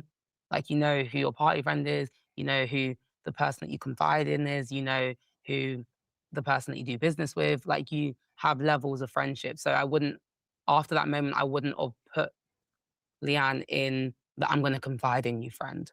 Do you think in that moment when Leanne had that conversation with you about going to Paul Yamen, you would have been open, in another world, would you have been open to tell her in that moment, like, oh, Leanne, like, you pulling him like makes me a little bit uncomfortable. I don't like that. Well, I feel like unfortunately for me, I'm the kind of person is I don't ever want to tell a friend what to do. I don't ever want to tell you how to move with me. Just act or do what you have. But it's not, you're not telling somebody what to do. You're telling someone how you feel. Yeah. So you're saying if you do that, just to let you know, I'm going to feel this way. Because if you're nonchalant about everything, then people don't actually really know where you are. It's a bit like, well, she doesn't seem to be bothered. And especially if there's never, even after you've done the transgression, a conversation about this is how I felt. and then you just get locked off in some way. Yeah. No, you need to be mature enough to actually honor your feelings. It's actually dishonoring yourself. It's not even doing anything to Leanne. It's just dishonoring your own feelings, that they're not valid. Like, you should be able to say, I wouldn't do this to you. I would prefer you didn't do this to me. Simple. Like, it's not that hard. Simple. To do, and I'll treat you accordingly. But I don't feel like the kind of friends that I have in my life, I don't need to brief them on loyalty. It's just like standard. Like I personally wouldn't do that to you. So I don't feel like it doesn't have many friends. A thing of because he doesn't know how to have friends. Tell you have and to like communicate. read It's not everybody the code of conduct of this is how you be a great friend. Sometimes you have to have like I'm just like, no, you move how you want to move, and I'll treat you accordingly. So I as much as of course I could have been like, no, babe, I don't want you to go for it, but that's selfish. She's well within her rights to do that. If that's what she wants to do, who am I? I just met this guy. I can't tell you no. Maggie Sky says, but I would hope play the part when they talk about you would have considered how I would feel. But he plays the clip got to charge in the interview just before this section. But I think once that happens, see if he can. If you lot can get time codes. Who said it? Who said it? Can you see it? And the moment that we can't. You mean this is your words, right? So I'm gonna play it. No, but it's not even about you lot egging it on. Like, no, it's we're trying to calm it down. I was listening. You can ask them when they come back. It's not even about that. I'm just saying. I know Belle. I know Sammy. Both like me, hotheads. When you're fueling them in the beginning, I was not fueling them. I wasn't. I've literally been calming them both down. No, I've not said anything. Initially, you wasn't. I said, why would you give your energy over that? I've said that multiple times. I'm not someone who likes to see them arguing. I said, what's the point? You can ask Sammy. Cool. Yeah, but you brought this to me. You brought this to me. Yeah, and Scott brought a lot of shit to you. You had shit to say. Okay. So allow it, man. What's that got to do with anything? Whitney, no. Whitney, no. Okay. Was that your first time watching that particular video? Yeah.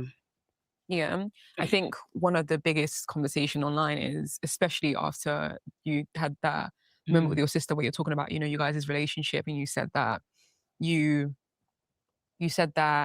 guys, you guys were super close, this, that, and the third. And it's like, how close could you guys really be if you're able to kind of pull out the most painful thing to kind of like dig at her in that moment? Well, I think it's because, like I said, me, Belle, and Leanne were a trio. So I understand that me and Leanne are black, but if you know Belle, I'm not gonna lie, she's a bit raggo, she's like vibes.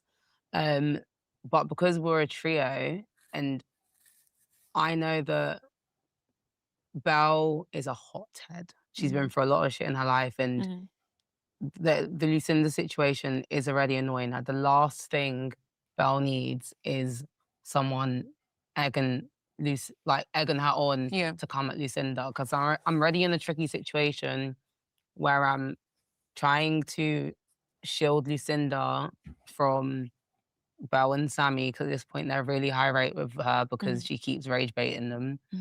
And when Leanne is egging them on, and mind you, I can be a hothead, but I understand that I'm a black girl on TV, so I can't give it too much. So as much as I know where I stand and how I'm supposed to move on TV, there's certain things that I can't afford to do. I can't afford to shout. My head would be on the stake. So in this situation with Lucinda, Belle, and Sammy, I'm not saying that Lucinda's right. I'm not saying that Sammy's right. I'm not saying that Belle's right. But what I do know, just thinking ahead of time for them, two girls on one girl shouting, regardless, Lucinda's like a quiet mover, so you won't see what she's doing. But because they're so loud about it, it doesn't matter if they're in the right. It's always going to be perceived as in one way. And I know that that's not how things are going down in the house, but even I'm just trying to look out for them. Guys, I'm not gonna lie, this is going to look crazy. That's why I never really got involved in that drama, because it was I can't even afford to get involved. Do you know what I mean? So when I'm seeing like Leanne prod, like not prod in the beginning, she was like very much like, you know, saying, yeah, you guys are right. Yeah, you guys are right. And I know if someone's telling me, yeah, Whitney, you're right. I'm giving it beans. I'm going in extra hard. So I'm just telling you, I'm like, yeah, and no.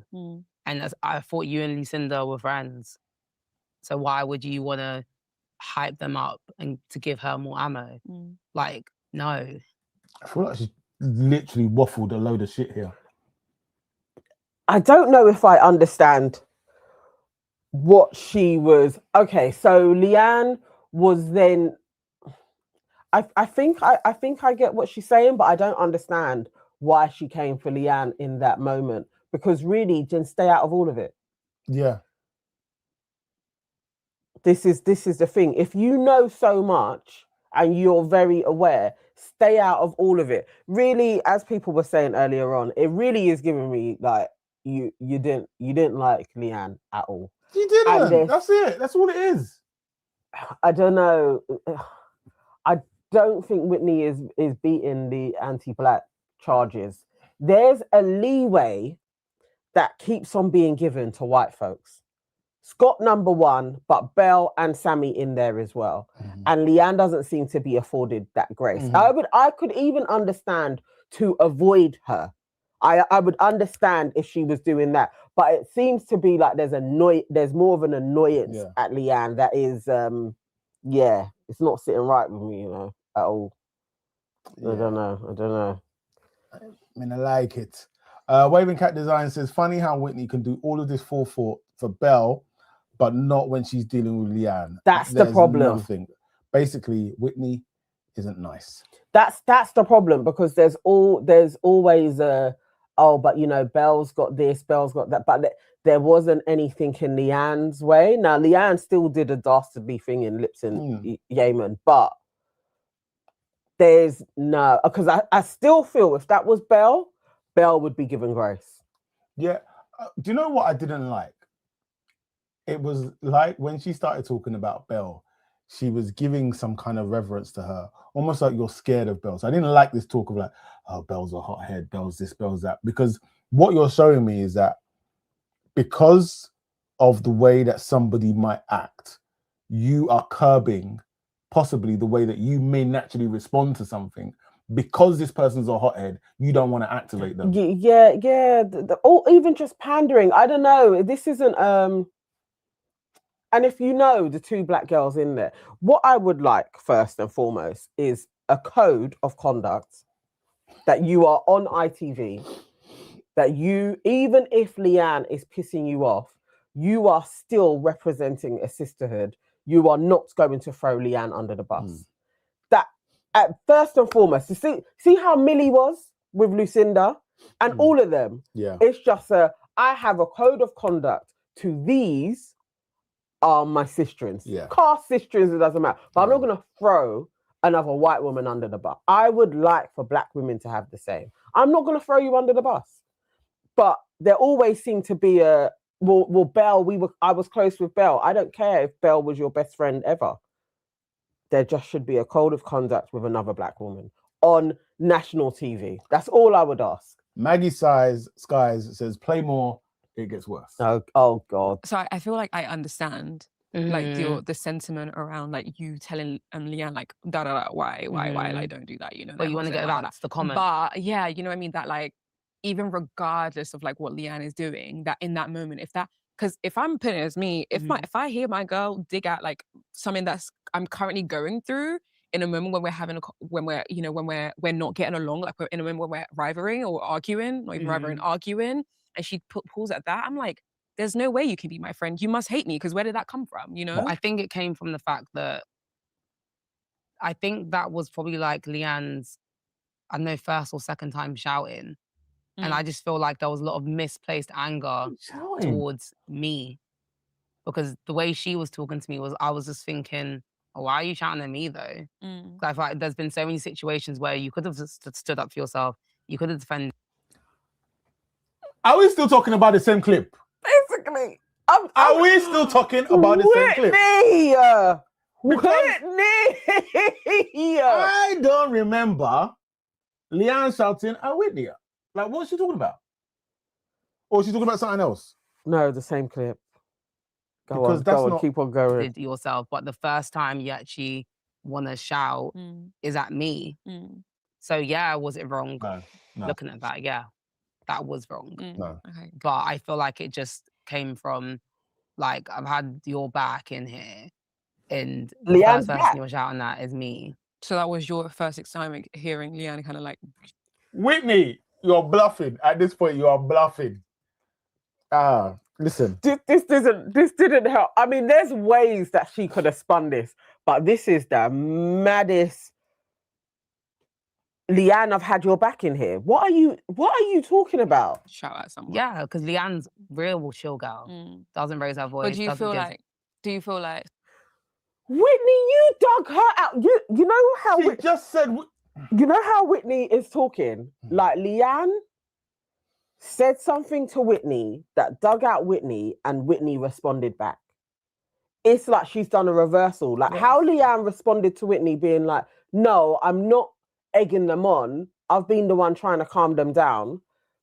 And Whitney came back at her with, that is not what you've been doing. And so then Leanne responded again. You would think it was the reverse. I don't know how Whitney is going on. Like, how are you talking to me like that? So Leanne should have sat there. Had you dig her out, being like, she's the one that has started off some beef, she should have just shut her mouth, sat there quietly, and taken it from you, Whitney. It's basically what Whitney is saying. And then if Leanne tries to defend herself, you're going to bring up, oh, you got mouth for me, but you ain't got mouth for Scott. And again, well, I'm just saying that because she was shouting. Whitney, I need you to do better. Bree 2013 says, was this reactive abuse too? I need you to do better. This is a white, like, at least, okay, let's get shit sandwich. At least she did say she was wrong. She got there in the end. Yeah. She did say I was wrong. Yeah. Hey, Whitney. Sorry, Scott, do you feel like her reason for like shouting like that was because like you were also kind of getting onto her? Yeah, no, you know what I mean? we were both giving it beans for sure. But yeah. Because I think that was like one of the and probing at it, because I want off camera, like I want people to understand, like, you know, that you're not necessarily like standing on it or like, I don't give a damn, like I said what I said, because it's not that. You know what I mean? That like on a level, regardless, like Woman that is a good pulling at that person, type of know. situation or pulling at, you know, She's her really in that good at way. this. She's really trying to help her. If roles are reversed, if No, Leanne pulled on you like that, you would have been like, I could admit I could admit that was wrong. Yeah. But to be fair, in the moment, well done. I don't think we ever spoke about Well that. done moment. for So I don't even think basic. that drama. I could see that was drama. But we never ever spoke about that situation. Like you ever. guys just kind of, you know what? Like, it's funny. It's ever. actually So funny I that you didn't say that. register it. I was actually thinking, like, how do you guys like have like what comes after that kind of moment? Like, is there a conversation? You guys didn't speak at all? We never spoke. You just kind of went back to normal? Yeah. There wasn't a shift in your relationship? The shift already happened when she pulled Yamen.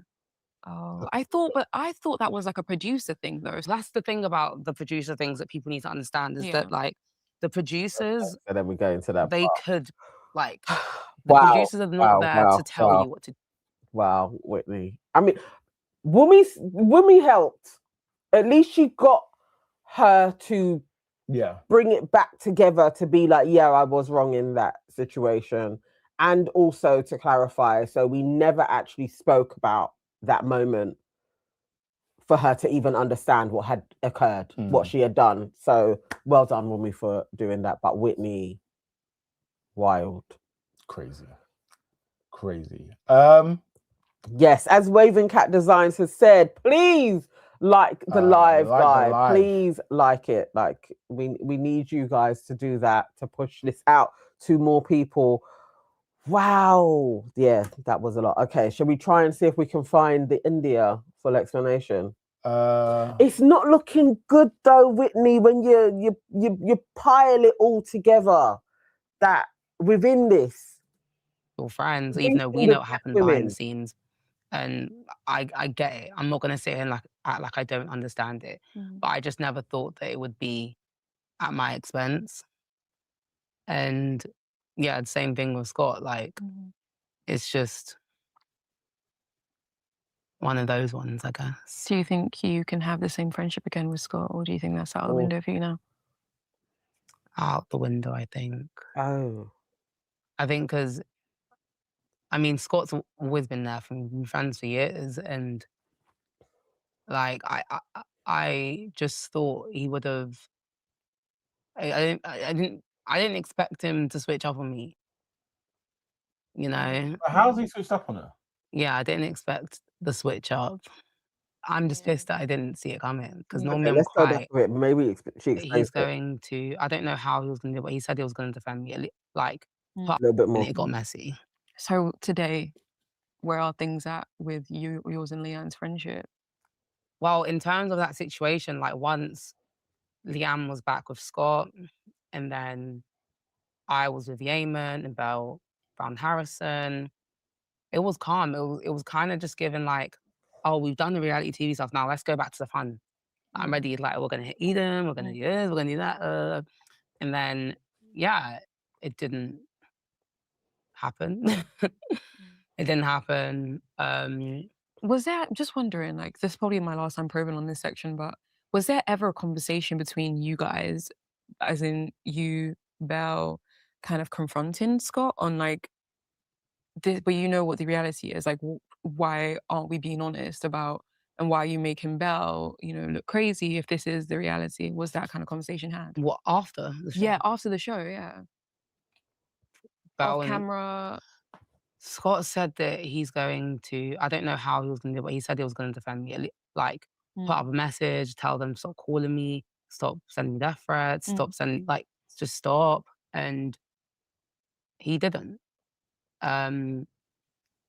Yeah, there's nothing to say. I get it. I mean, number one, let's be very clear. If you're a bod on the internet sending death threats to somebody because they were on Love Island, fucking moron. Yeah, but also Scott putting out a message saying stop sending death threats is not going to make that same dickhead go, okay then. Well, I guess. All right.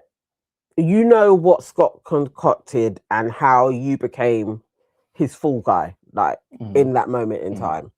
And so I understand you being like, look, you got to explain how I even came to be saying pick Belle over Leanne. I get that being a thing that you would want from him. And as they say, we're besties, you would probably expect that he is going to be like, look, guys, hands up. This is the shit that I did. Whitney basically was just backing me up because she's my friend. Yeah. And he doesn't do that. I understand why you'd be pissed off. I can understand her side of like, I only did this to back you, but obviously I came across as a villain. I would have wanted her to have had more foresight to know she was going to be she was going to be seen as the asshole. But, here we are. Yeah, I would, if I had done that, I would expect Scott to put his hands up and say something. Definitely. Yeah. I agree with that. I'm just asking, like, realistically, like tangible results. What tangible I guess results she got that from Cher, innit? Like all of the little things that she had with Cher. Cher did come out and was like, no, guys, you got the wrong end of the stick. They haven't showed you everything that happened with me and Whitney. We bickered all the time. I gave her as good as she gave me, but we are actually brethren. I think that kind of squashed that, because what can anybody say? If Cher is coming out and saying, you guys are wrong, she weren't picking on me, we were fine. Yes, Scott could have done a something, I guess. And he not in anything I've seen has Scott said anything about why Whitney told him to go for Belle. I haven't seen that. Like, I feel like because of that, but I don't have my own to even do anything. So it's kind of given all the interviews so real, and she's giving it beans. Mind games. Literally playing mind games with me. So yeah, no, she actually started the argument first when the cameras came off.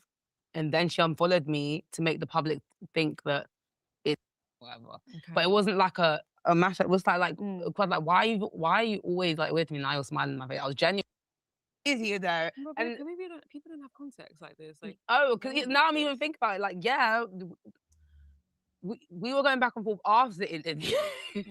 was that because one of you guys confronted each other about the interview? No, I don't know what we were talking about. All I remember saying is like, oh, like, babe, I'm not gonna lie, like, you've been weird to me. Like, you're always weird to me. And then we were just going back and forth like that. And Like, now we're on Indiyah. Like, really, I want to go, like, whatever. Okay. But it wasn't like a mash. It was like, why are you always like with me? And I was smiling in my face. I was genuinely asking, like, but we had a little back and forth. So obviously I don't have my phone. So now she's gone and unfollowed me. And then people are thinking, oh, this interview is so rude. And she's unfollowed. No, like she was giving it mouth after when the camera. Also, don't lie. Like, you were genuinely asking.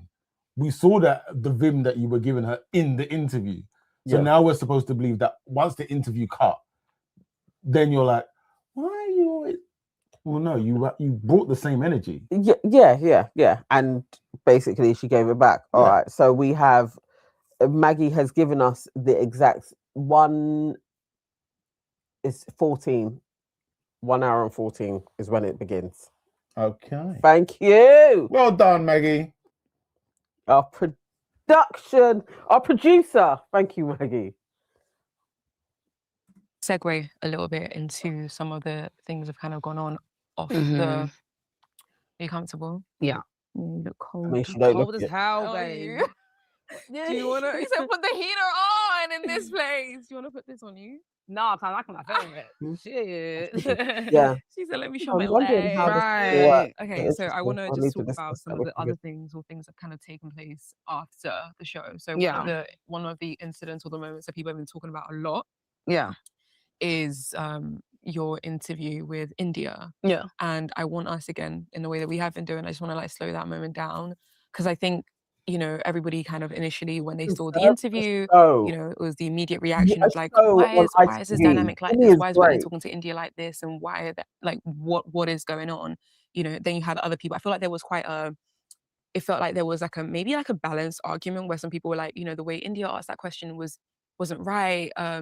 It kind of sounded loaded. And then there was the other argument of like, no, but Whitney's response, she's being mean and this, not this, and whatever else. It was just like a variety of, you know, conversation around it. But what actually took things to the next level was actually, for me anyway, from my analysis, was like your conversation with your sister, like on the podcast.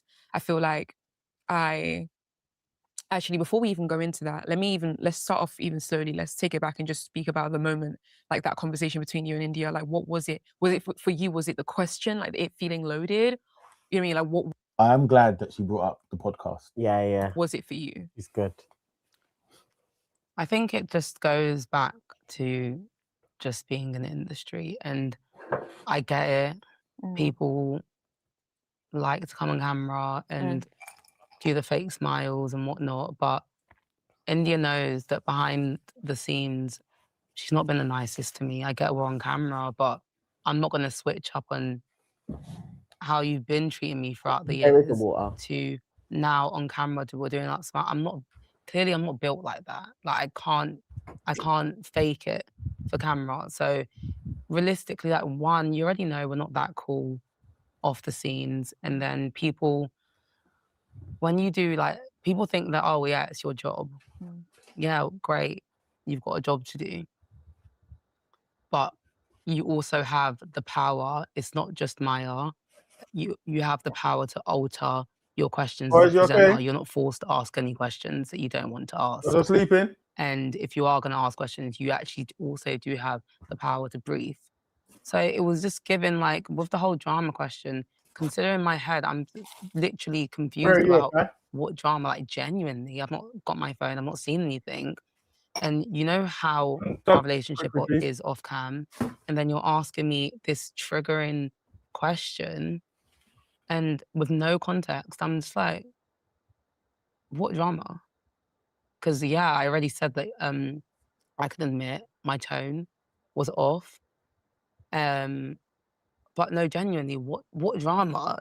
Like, what drama are we talking about? And yeah, that's where that comes from. I think the thing that kind of took it to the next level was obviously when you were on your podcast and you were talking about that you could have, you know, in that moment, you being professional was you not bringing up her situation, like the whole her scandal, like the whole situation there.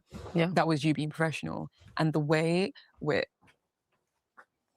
as much as I can 100% understand, like I can understand, like with this explanation that, you know, you guys don't have the best dynamic off camera, and then there's a lot of layers to why your reaction might be the way, you know, it came out. But I think that comment in itself, with that being the thing that took everything to the next level, can you, like in hindsight, can you see that? Can you see why we said on that comment pod from you would have taken things to the next level? Should we play it? I think it might be helpful. Wait, what? My podcast? Yeah. Oh no, I've seen it. You've seen it? Yeah. Let's play it. Before you answer, I'm just gonna play it. I'm saying that me being professional was me not responding. What about your drama? Right. Because that was me giving you grace. Right. Because I could have locked off the whole thing. When you make a comment like that, I feel like it gives people that room to come in, that lane to kind of come in and say, oh my gosh, she's looking for a moment, or she's picked out the worst thing that someone's kind of going through and kind of using that as an attack. Worst Whitney, thing that someone's going through. If she's going through like her situation, it's like you want to. Yes, the way she asked you the question was loaded. But I didn't say it though. I said it afterwards. No, but that's the point I'm making. That like in the way that comes across, like it doesn't speak well on your end. Thank you. Because like because if you know, because the thing is, okay, if you know that you wouldn't sit there, even if it's your worst enemy, and you wouldn't ask them a question in that way, and like you're like woman to woman, as a black woman to a black woman, I wouldn't handle it in that way, because you're aware of that and that's your character. It's like that should be your character the whole way through. Thank that, like, you, Wunmi. In that kind of like releasing that to the world and allowing them to see that they can naturally like pull at that and be like, this is who Whitney is. Like she just but it was already in the world. I didn't out it. I just said the truth. Oh, come on. It was already in the world. So you don't watch that and think that's like the wild? No. At all? That's the problem. That's the problem. Do you know what it is? When people treat you somehow. Wunmi tried. She really tried. And I'm so glad she actually slowed it down, showed the clip, painted the picture for her, that retort is precisely the thing that people keep on coming at you for. And that she couldn't see it. Like, you know, sometimes you got to sit at when somebody paints it for you and you're like, oh, that's what I do that gets the backlash. That's what I'm doing. So and it's really hard to put it in a succinct word. Like, you know, when somebody does something, you can say that's two-faced. Yeah. It doesn't have that's other than fuckery. You're still saying the negative to her. You're still you haven't said, well, you went and cheated on Dami, but you have still pointed out the negative I could have said. You did say it though. Just because you said I coulda, you still said it. You still shone a light on the negative. And that's what you say she was doing to you and you didn't like it. Why are you doing things to people that you don't like? You say... But also there's context. It's context. Oh. And where she's acting dumb, like she doesn't understand the context. So in her situation, the context is you are in the final of Love Island. Indiyah is interviewing you. Indiyah will have been given a set of questions and will ask you those questions. Now, you're saying that she didn't give you the grace of giving you a heads up beforehand, but let's face it, the question was not loaded. Like, that wasn't crazy. Because she could have asked that question to pretty much every single person, every girl in there. Yeah. For certain. Yeah. Like, you being involved in the drama. Because every girl had their piece of drama that they were involved in. Yeah. But you took it personally. Yeah. You took it personally. And then you've come back, you sat on your podcast, and now you've talked about, and the thing is, don't get me wrong, I'm the first person to talk about Indiyah's indiscretions. Yeah. Yeah.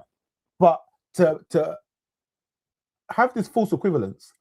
Like, your drama in Love Island is the same as this thing that happened off camera, was captured from somebody's cell phone in a restaurant, is the same thing. It's not the same thing. And then you wonder why people are coming for you the way they're coming for you. It's a negative, and I just love that Wunmi actually said it, that it paints you in a bad light when you do that.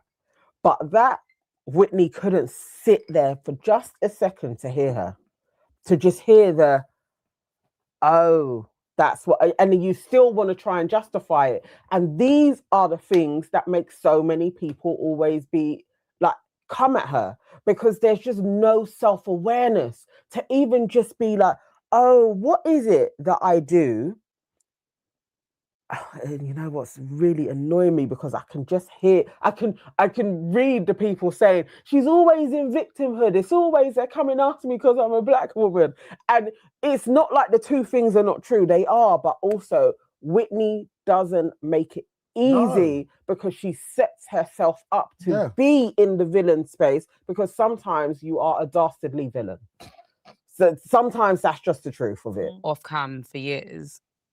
And obviously, like, things like this are happening now, like I'm saying, back on stage. No. Okay. Like, I know my it's experience. way more tied to the dynamic. Yeah, between you I guys. know my experiences with her. So, like, that question that she asked me, no, she was playing in my face. Like, also, let me say this.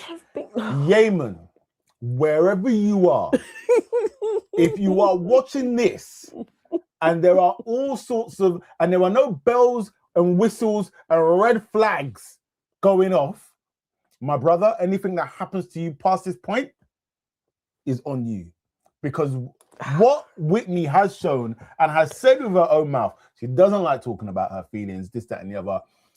We've seen her inability to take accountability. Bro, when this thing goes south, the chances of you two being able to sit down and have a conversation and thrash it out like like every normal couple should be able to do, nil point. Like, don't be surprised. That, you know what, that's the overall problem with it. The emotional maturity is so lacking. Oh my God, it's a hard one, because I truly have no doubts that Whitney has an absolute sweet side to her. We've seen it. She's fun. She can be the life and soul, but emotionally, she is absolutely stunted and needs a lot of growth in her interpersonal skills. As somebody said there, if Indiyah has continuously shown a shitty side to you each time you've interacted, why were you two following each other? Like, I need you to stand on everything. You know, there are some people that truly are, when they say people need to treat me this way, and they really stick by, like, they really have integrity to their word. You'll meet them and you'll be like, okay, everything kind of matches up. They are also emotionally regulated. They need to be around people who are the same, and they interact, and you can see how it goes. Whitney isn't that. So you're saying she's always horrible to you, but this is business now. This is your job. Yeah. Whatever she said, you keep it cute and you answer in a decent way. It's not now that you've basically fucked up on a live stream and how you spoken to her that you're going to be like, you know, you're never nice to me. Like, what are you talking about? Like, no, you need to grow up. You're literally knocking on 30's door. And that you still, when Wunmi is in your face telling you, chick, so crazy. This ain't the way you behave. You're still like, well, no, there's nothing wrong with it. Oh, Wunmi was working so hard. Whitney. She was like, Whitney, I want to bring you to the water and allow you to drink.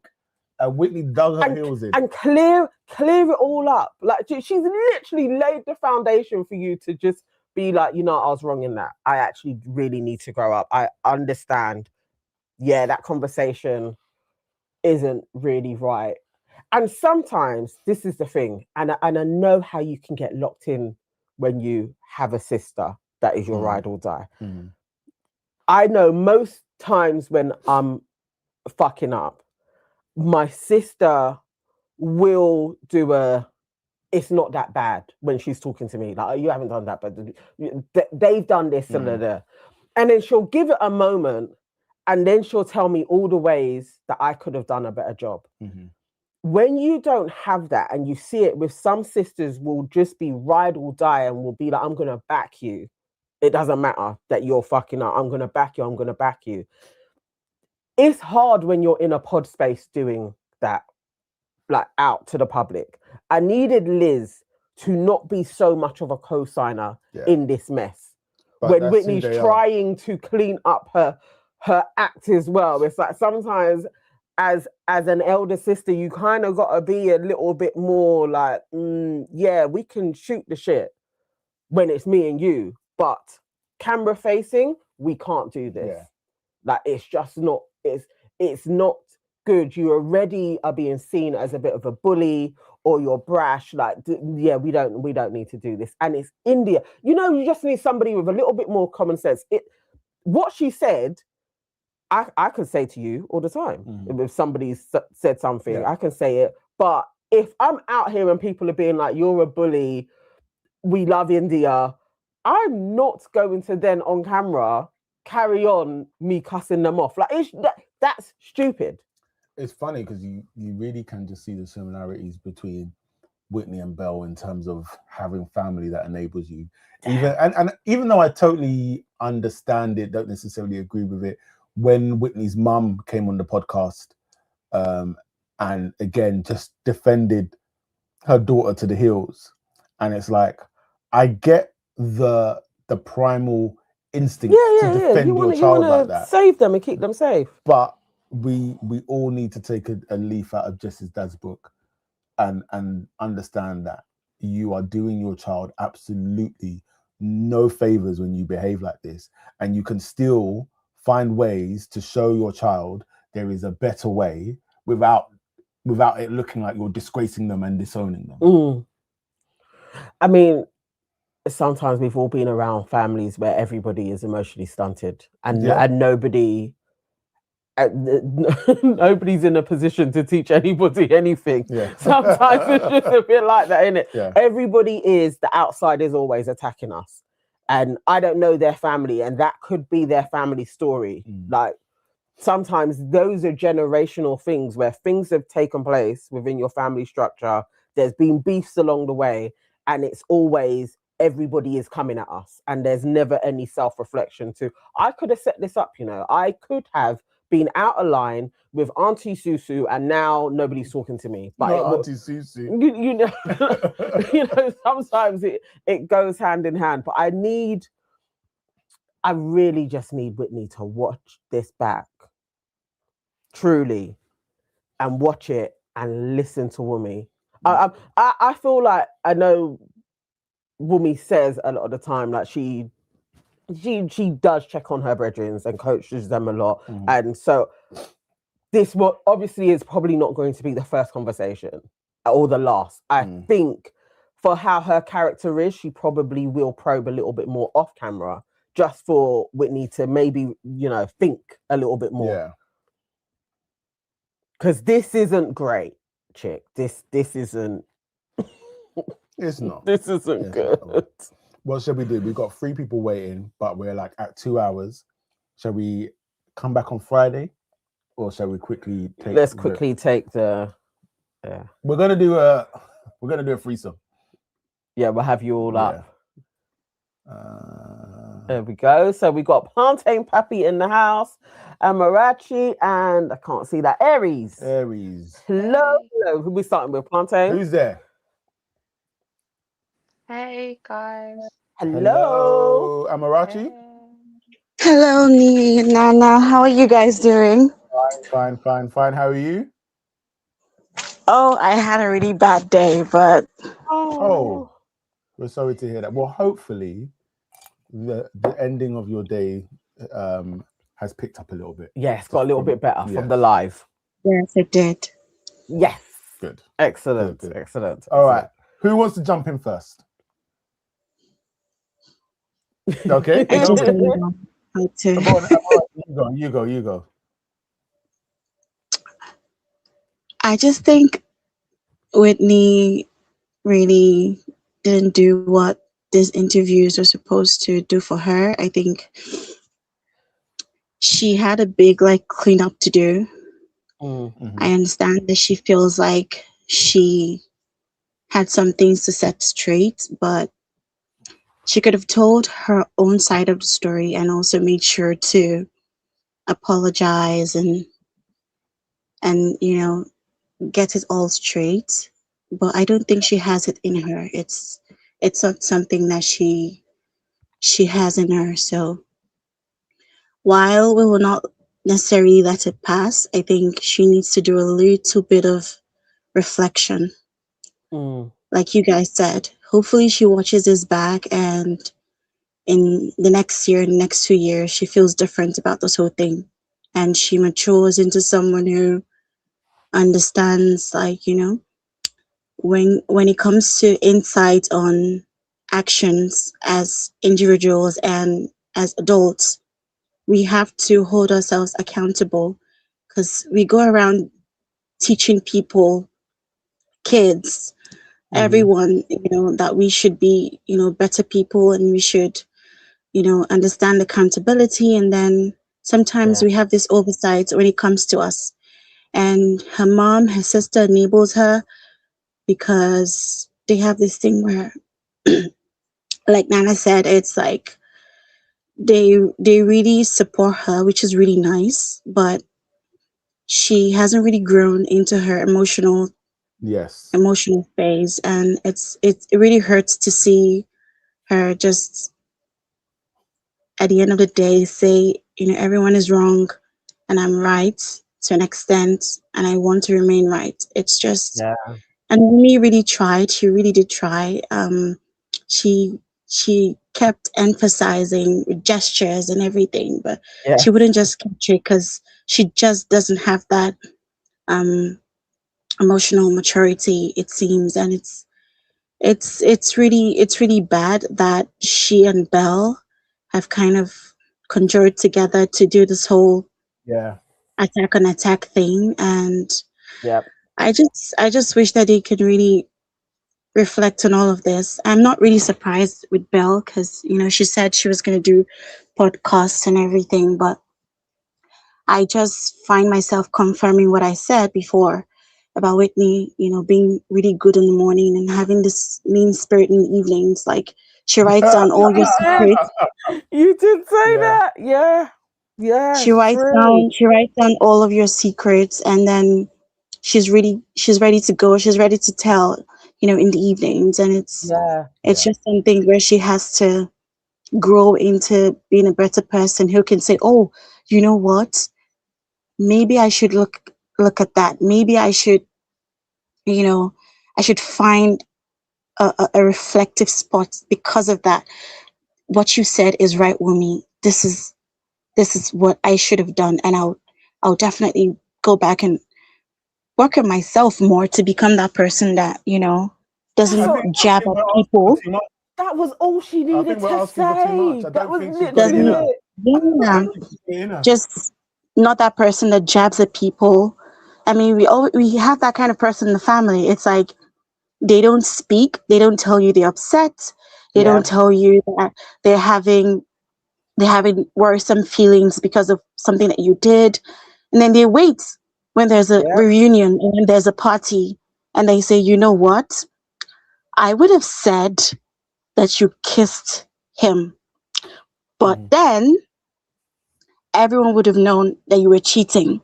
Yes. Girl, you just said she was cheating to the whole family. Exactly. Yes, that so is. I really hope that she can grow from this. She has a really great spirit, like I said before, about bringing people together. She's really great with her words, but just that thing about her, about just being, she holds back and then she's like, I'm gonna stab you, and I tell you if it hurts or not. Yes. Exactly. Thank you, Amarachi. I think you nailed it on the head there. All right, who's next? Aries, are you there? Or champagne. Aries. Oh, this cat rocks. Or champagne. Oh, there we go. Yeah, go and speak. Right. So I'm a Whitney defender. Okay. Defend away. So I mean, even though like I don't agree with a lot of the things that she's done, I just think that the backlash is not completely warranted, because a lot of this confusion really all start, middle, and end with Scott.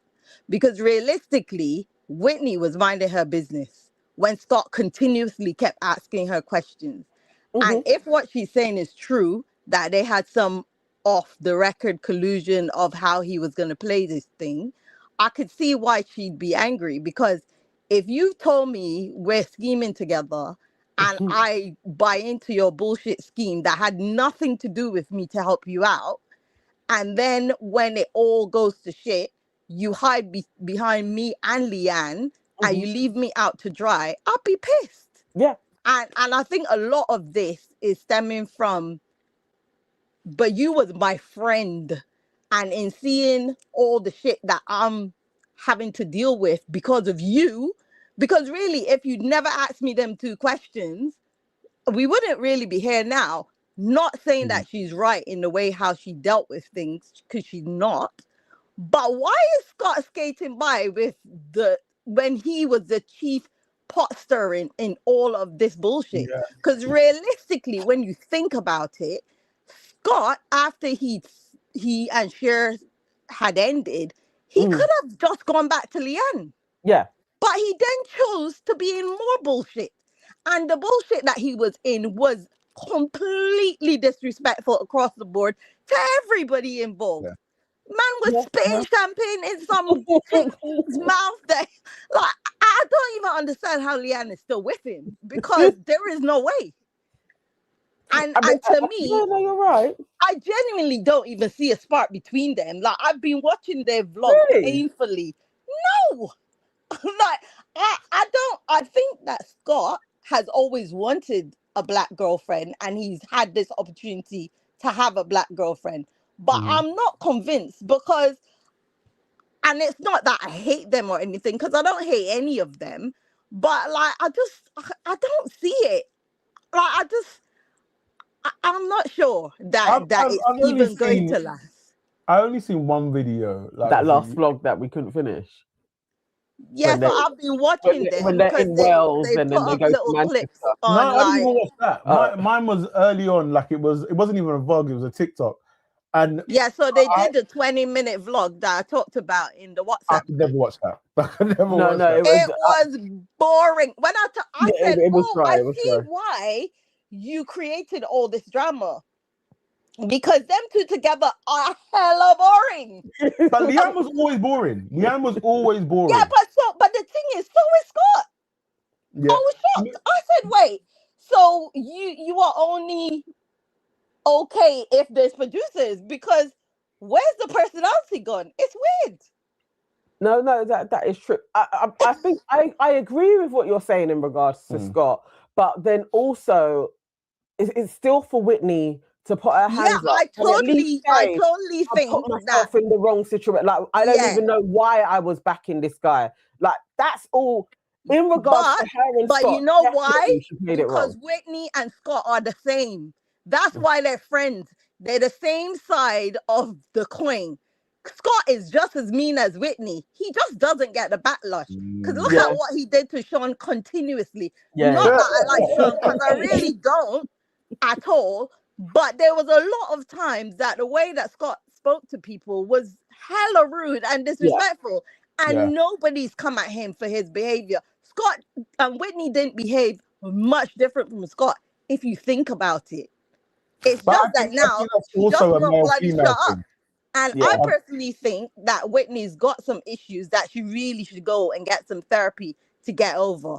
And she needs serious media training.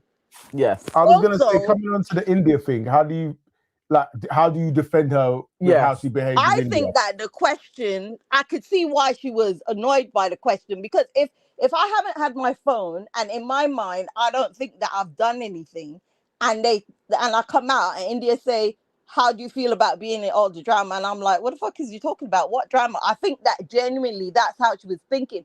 Plus, we also need to recognize she was drunk. Yeah.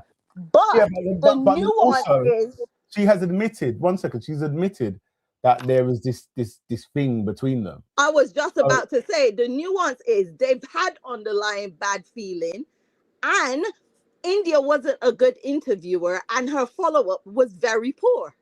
So when you put all that together in the Callaloo pot, it came out to fuckery. That's what happened. But what about the pod after? I understood. I've already said that I don't think that she's very good on when she's going on these pods and throwing the shade and all the rest of it. Absolutely not. There is no need. And she could take some lessons from Yamen, because Yamen is very diplomatic and very PR savvy in the way he does things. And she should use the time with him, however long or short it is, to learn to retrain herself in how she feels about things. Because for me, even if I felt like that bloody Nana, I can't fucking stand her, I might not say that to you, but I might tell my bestie. Exactly. It's not everything that's in your head has to pop up. And I feel like all her intrusive thoughts just come blah, blah, blah, blah, blah, blah, and she just can't help herself. It's nuts. True. So I just think that there's about 5 girls on Twitter that relentlessly have been dragging Whitney from the time she came out, even when it's nothing to do with Whitney. So like Scott and Leanne will put up a picture and they'll be like, see, Scott and Leanne put up a picture, and I know Whitney's upset about it because wow. I'm gonna tell you every single day, relentlessly for hours. So as a person, if you're getting that all day, every day, plus the DMs and all the rest of it, I could see why she'd feel the way she feels. However, the way she handles it, it's not correct. She does need media training, and she's not PR savvy. And she should know from her previous experiences, Black women in England do not get grace. So like, tell it to your mom. Also, lastly, her sister should not be her manager. That's the problem. Because her manager. Yes. Oh, I didn't know it was her manager. I thought that her was sister is her manager. So you can never get she needs a professional manager who can tell her, no, this is what we need to do. This, da, da, da, da, da. Her sister, you're doing it because she's her sister. Okay, fine. But clearly you're not a properly trained manager either, because you haven't been able to navigate the issues that she's had since she's come out. There is no way. If she had a proper manager, they would have stopped that pod several times and had conversations about what to say, what can be shown, what cannot be shown, all the rest of it. She probably just had people saying, yeah, sure, you did great. No, you didn't. I mean, whichever sister is her manager, no, your family should not be your manager. They're your family. Yeah. No. Especially not in England. You need a proper manager that's savvy, media trained, and for the amount of backlash and issues that you have to deal with, you need a professional manager. Yeah, your sister's not the one. It's not working. Let it go. Thank you very much. Thank you. I must say, this live is basically because of this Cat Rocks in our group. Oh, really? Yeah. She suggested it. Let's just do a watch along, and there we go. She made this happen. Big up, so everybody! Big up this Cat Rocks. Yes, everybody! Big up this Cat Rocks. So I think Aries and Plantain Pappy have fallen asleep. I'm still here. Nephew! What's going on there? We are looking for you. I was about to send the Powerpuff Girls, Scooby-Doo, Spider-Man. You know, I was going to go through the whole list because you promised us. Auntie was chopping her dinner.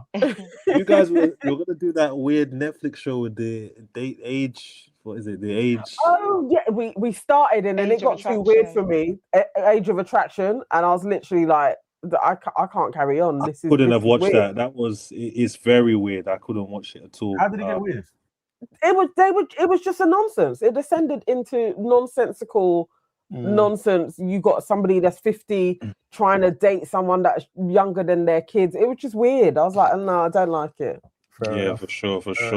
But no, still good to see you guys back. I thought it was going to be till summer, like before we kind of go back on there. Honestly, we're back. I was ready to go. Listen, I think I understand everything. But I'd start by saying, unpopular opinion. Yeah. If I could choose between the two podcast interviewers, I'm coming out of this to now clean my name up and make my money secure my bag. I don't want you to hold me accountable. I don't want you to start showing me clips. None of that. The first guy is my guy. And you know what? I can't even argue with that. I can't even argue with that. Listen, if I commit a crime, I want to be interviewed by that first guy. He'll say, listen, forget about the murder. Forget about the body. What happened when you were 9 that led up to... That's what I want to hear. She was cooking her. Cooking. Hey. You know what the thing is, though? Is if Whitney had led into it more, she would have come off better. That's what I'm saying. If she just followed where Wunmi was leading her to, just apologize. She would have been like, oh my God, Whitney's really matured. She's got accountability. You don't have to mean shit. You're just letting her lead you along the way to clean it all up. But Whitney couldn't do that. I'm not, but still, Auntie, I'm not even really there. Like, to be honest, I actually understand. All right, so I understand Whitney in this sense. Number one, this Love Island season has been more so lack of boundary island. You have loads of people that just didn't have boundaries. So she explains what she actually meant in that situation. She said, if someone's going to do something that crosses my boundaries, I'm going to let you do it, and then I'm going to retaliate passive aggressively after that. And that's exactly what she did. That's exactly what Leanne did for Belle, because she couldn't press Belle directly, so she spent time trying to stir the pot and doing all that. You know, several people did it, and it was just something that happens when you don't have control over communicating your boundaries. So the only mistake I think she made was literally, okay, if we're enemies now, then at least don't act like we're friends after the fact. But she acted like friends the whole time, and then it passively aggressively came out at several points that, okay, we're not really friends. And now she's finally saying it. It's kind of like, but we have clips of you pretending for weeks that you guys were friends. And that's where it starts to get a bit techie. It starts to get a bit weird. But I don't blame her for her feeling, because Leanne did her dirty. That's it. There's no other way about it. It's straightforward. So, you know, that's that situation there. And then besides that, with the Indiyah thing, I actually get her as well, because if we have beef, then it's kind of on site. Like, if I've come out and I'm drunk and you're now kind of nah. On site. What go on with your thing? What go on with Marlon? Listen, yeah. We're at work. We're at work. So like, we can have beef, but you have to wait till we're both off the clock. No, Uncle, you're at work. I'm celebrating I'm in third place. I didn't even win this. I'm third place. I'm trying to go home and get leg pon neck or whatever. Listen, whatever's going on. That's what I'm trying to do. It's a different type of vibe. So I don't know. Listen, you know where I've been with the Whitney train, but I kind of understood. Big up to the first interviewer, because sometimes we have to look at like perspectives. We want to see interviews from our perspectives, but everyone has their own perspectives. Belle came there, she ran the whole PR train line. She came in, said, oh, this, that, when I was 9, when I was 12, then the self-harm. Once you say self-harm, it's done. Lock off. No one can say anything. So anyway, it is what it is. Very true.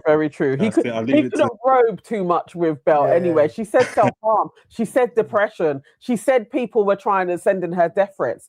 It was, you know, she the played whole it well. list. The whole list, Auntie. Yeah. definitely Belle's interview was giving pay for play. Yeah. Do you know what I mean? Like, it's like, all right, these are the questions. What we're not going to cover is this, and it's going to be a brilliant fluff PR piece. Belle has management. Uncle, it was so goated from the first guy from Belle's perspective that I was sitting there thinking, when R. Kelly was going through his thing and shouting at the camera saying, "Are these cameras on me?" R. Kelly. You want that guy. You don't want the other person. Like, listen, Can you imagine Wunmi and R. Kelly? Wunmi's cooking him, mate. Wunmi's an amazing interview. I think, like, I was sitting there going, wow, this is like the UK Oprah. Like, she was sitting there doing everything, but not for me when I'm trying to secure the bag right now. I'm fighting for my life. I need to secure the brand deals. Allow me, please.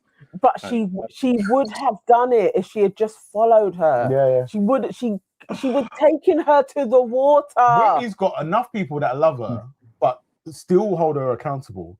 So once they see the accountability, because she's got her core that love her regardless. That's what I'm saying. We're back on board. Everybody just needed to follow the woman train. But the only two things I would say now, because I want to leave it for Aries to round it out, and I know it's late, is that number one, there was a weird moment I had to actually rewind to in the Whitney interview where I was sitting there listening to Whitney say, okay, they're a trio, but I feel like she said, or she was gonna say, like, Belle's basically black or something. Maybe it was wrong. Maybe I was. I said, yeah. Okay, cool. Yeah. That's exactly what I'm saying. Yes, precisely what she wanted to say. I know, like, the black girl thing, but you know, Belle is. Did she say raggo or something? Yeah. It was like, fiery, but she basically kind of like replaced it. It sounded mad, so I don't know what she was doing there. The second thing, please, ladies, allow Yamen. I'm sitting here just going, do you not remember that we've just gone from Dijon to Yamen, and still, Uncle, it's hard out here, you know. It's like the end times. The bar is so high that people are still saying, "Oh, but Yamen allows that to." I'm like, come on, like Dijon and Yamen. Just that's all you need to see. I don't think that's fair. I don't think you can put Dijon and Yamen in the same. You can't, exactly. That's what I'm saying. And say we went from Dijon, we were given Dijon, and then we were given Yamen, and it's still Yamen. But Yamen this. I know he's gonna fuck up. I know he's gonna do it. I think he's. Lord knows, innit? If he does anyway, Whitney's gonna tell us. So unpopular opinion. She will be the one to F it up. I think if anybody's gonna duff it, I think it's gonna be her. Yeah. I mean, we still ain't heard from Locken what happened. Yeah. So, you know. Traumatizing. Yeah, she's gonna tell the whole story. But anyway, you guys back on Friday? Maybe. No, you recorded. Not this Friday. No, aren't we out on Friday? Oh no, I'm out on Friday, but next Friday. Yes. Then we'll do we're out next Friday. Then we'll do it on a Wednesday then. No, I don't mind. Okay. Whenever you're back, I was gonna say, we'll be back weekly. Please watch Love Overboard if you're looking for some kind of. Somebody else sent me that. They sent me a clip of it, and they was like, "Watch Love Overboard." Okay. It's madness, but it's actually good. So definitely. Yeah, is it good? Like nine episodes. Yeah, you'll enjoy it. Okay. All right. Thank you. Take it easy. Bye. Aries. Hey guys. Hey. There was a problem with my sound. We can hear you. But 2 seconds before you get into it. Yeah. I just need to do this really quickly because it's been here for a minute. Yeah. Big up Kenny K. Thank you for the super chat. And it means I get to do this, and I totally forgot. Big love for the super chat. We see the support. Yeah, we see ya. Helping keep the lights on, never coming up short. Thank you for the support. I'd actually forgotten all about that. I'd forgotten. I saw the super chat come in, and I was like, "Yo, we can play the tune again." Thank you. Kemi was like, the Twitter clapback. Some of that was on Shadeborough, but we'll come back to that later. But Aries, the floor is yours. Yes. It's good. It's really good to see you back. Honestly, I've missed you guys. And I was thinking about you today, thinking, oh, I wish I was in that WhatsApp group. And then I saw you were coming live tonight. I was like, yes, my prayers have been answered. Brilliant. Thank you so much. So good to and everyone, the whole chat. It's good to be back. It's the gang is back together. I know. Yeah. So much has been happening. It's been crazy. It has been. So what's your take on everything? Oh, I don't even know where to start. What I will say is that I do agree with a lot of what this cat Rox said. Her perspective. I think that's kind of where I'm at with it. I do feel like Scott, he always seems to get off scot-free, and I feel like as much as Whitney frustrated us through the show, I feel like she always gets the most backlash, and I think it's a bit unwarranted at times. So I did feel for her. Even off the back of this interview, she's getting dragged. All she's doing is giving her side of the story, and she's her not perspective. being honest. That's why. About what don't you think she's being honest about? In the way that she, much similar to Belle, in the way she retells the story, and it's like, there's that. It reminds me of that saying of the story of the hunt will forever favor the lion, or however it goes. But it's just like she is unable to objectively tell a story and objectively look at how she has played her part in the unraveling of that story. Everything is, this happened to me, this happened to me, this happened to me. And whenever, like, no matter who you are, whenever I'm listening to somebody and they're explaining the situation and everything is about how this happened to them, how that happened to them, this person did this person did that, I'm side-eyeing you already, because I'm not hearing anything about the part you played in your life for these things to happen to you. And that just shows me you lack accountability. I think she did take account. Wunmi was able to get her to take some accountability. But I'm glad that she did it. At least, and it's big of her to admit it. And my problem with Leanne is that it's almost been downplayed, and what she did, what she didn't do, was quite crucial to the whole of the way that Whitney has acted out, whether it's right or wrong. And Leanne has never apologized about it. And even when Whitney added more perspective to it, with the whole that, Leanne was going to kiss Connor first, and then all of a sudden went for Yamen. But no one really, everyone still is coming for Whitney. And it's almost like Leanne is like the damsel in distress that does no wrong. And it's not fair. I don't think it's fair, and it's problematic for me, and I'm I struggle with that. I hear what you're saying, but it's when you're the aggrieved party and you don't say anything and you lash out, that's what it looks like. You're just lashing out because you didn't actually vocalize how it hurt your feelings, and that's what Whitney keeps on doing. She has to now step into, I have to honor my feelings when somebody's taking the piss out of me, not store it and bank it and then come and be a bitch later on and be like, well, I was a bitch because 3 years ago you did. In that moment, you think what is the issue? I agree. And I think that Whitney does have a lot of growth. She's still 28 and she has admitted herself that she's still a work in progress. And she's not perfect. And I feel like she still has that growing to do. So hopefully she does take this interview and reflects on things, and that it shapes her into being a better person. I feel like with Leanne, it's just very frustrating because she stands behind people a lot. It's really frustrating. The lack of backbone, the spinelessness, and even when for some she pops up on TikTok.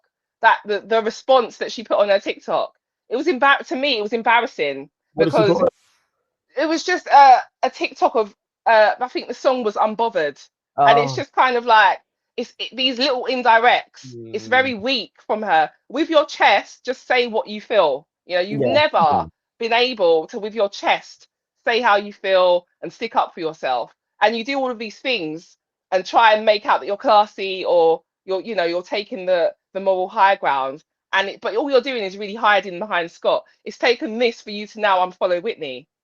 You know, it's almost, and it's very problematic to me. I don't really know how to. I feel like everyone's like, oh, I feel sorry for Leanne. What about her mental health? What about, yeah, but Scott is a walking, talking red flag. If she decides to go for it, that's on her. Like, I'm not going to lose sleep over it. Or there's been a lot of like question marks when it comes to Scott. If you feel like he's the prize, then fine. You know, like, good luck to you, but it's not really someone that I would really and it almost feels like she's very isolated now. She's isolated Scott. It's now isolated her. She's a nice person, but no one wants anything to do with her because of Scott. And it's not just Belle, it's not just Whitney. Connor alluded to it. Curtis also alluded to it as well. Like, there's something in it. And people don't want to speak about it for some reason. Scott always gets off scot-free, you know, and deflects. His comeback on Twitter was to deflect. The whole thing with the phone is a big thing, what he did coming out of the villa. So, and if they think that you've acted on what information you've seen, who are we to say that you know, that it didn't happen? And just and because certain edits paint them in a good light, he wants to now go over the edits. That is a bit questionable when it's true what Whitney said. We lived this. Why do we need to sit down and go through edits? Where, I think, you know, everybody knows that Scott is an asshole. Ultimately, he's shown that time and time again. And I agree with everything you said about Leanne. She's picked to be with this dude who, at any point with a Google, after you'd been with him for like 2.5 weeks, was ready to dash you. Right. But if she sees something in him, I don't know. Maybe she's gonna have to learn the hard way. Yeah. Like, you know, all women have at some point. Like, you find out the hard way. And Scott did entertain Belle. Like, we all saw it. We all saw it. So this whole thing of, okay, fine, Belle might have, you know, but he still gave her something to make her cling on to it. That you know, they were talking about children, you know, family. That was Scott. That was Scott. That all happened. I don't know. I even remember when it was happening, and he did the whole the heart rate challenge. And then the next day, Leanne was lipsing him. It was like, how do you do that when you witnessed him do the thing to Belle? But for somehow, Leanne is she's another flipping emotional avoidant. She's just pick me. I bet her and Belle never spoke about that. No. And also, she would have seen the Let's Get Caught in the Hurricane. Surely she would have seen that. And also, it was the day before the heart rate challenge where she'd cut things off with Scott and categorically said to him, you feel free to go ahead and do whatever the F you like. From here on, I'm out. You changed your mind 24 hours later. Basically, and do you know, see what I mean? But no one's talking about it. And also what Plantain touched upon about that Whitney had said that Belle is raggo. This is the problem with Whitney. This is the problem with Whitney. She is giving people access to Black culture, and it's very problematic, and she needs to stop. And what happened with Scott, this whole thing of, I founded you, I'm glad she said that. Yeah. And now it's backfired on you. Stop doing it. Stop giving people access. You see that thing, and that's what I'm saying. It is anti-Black.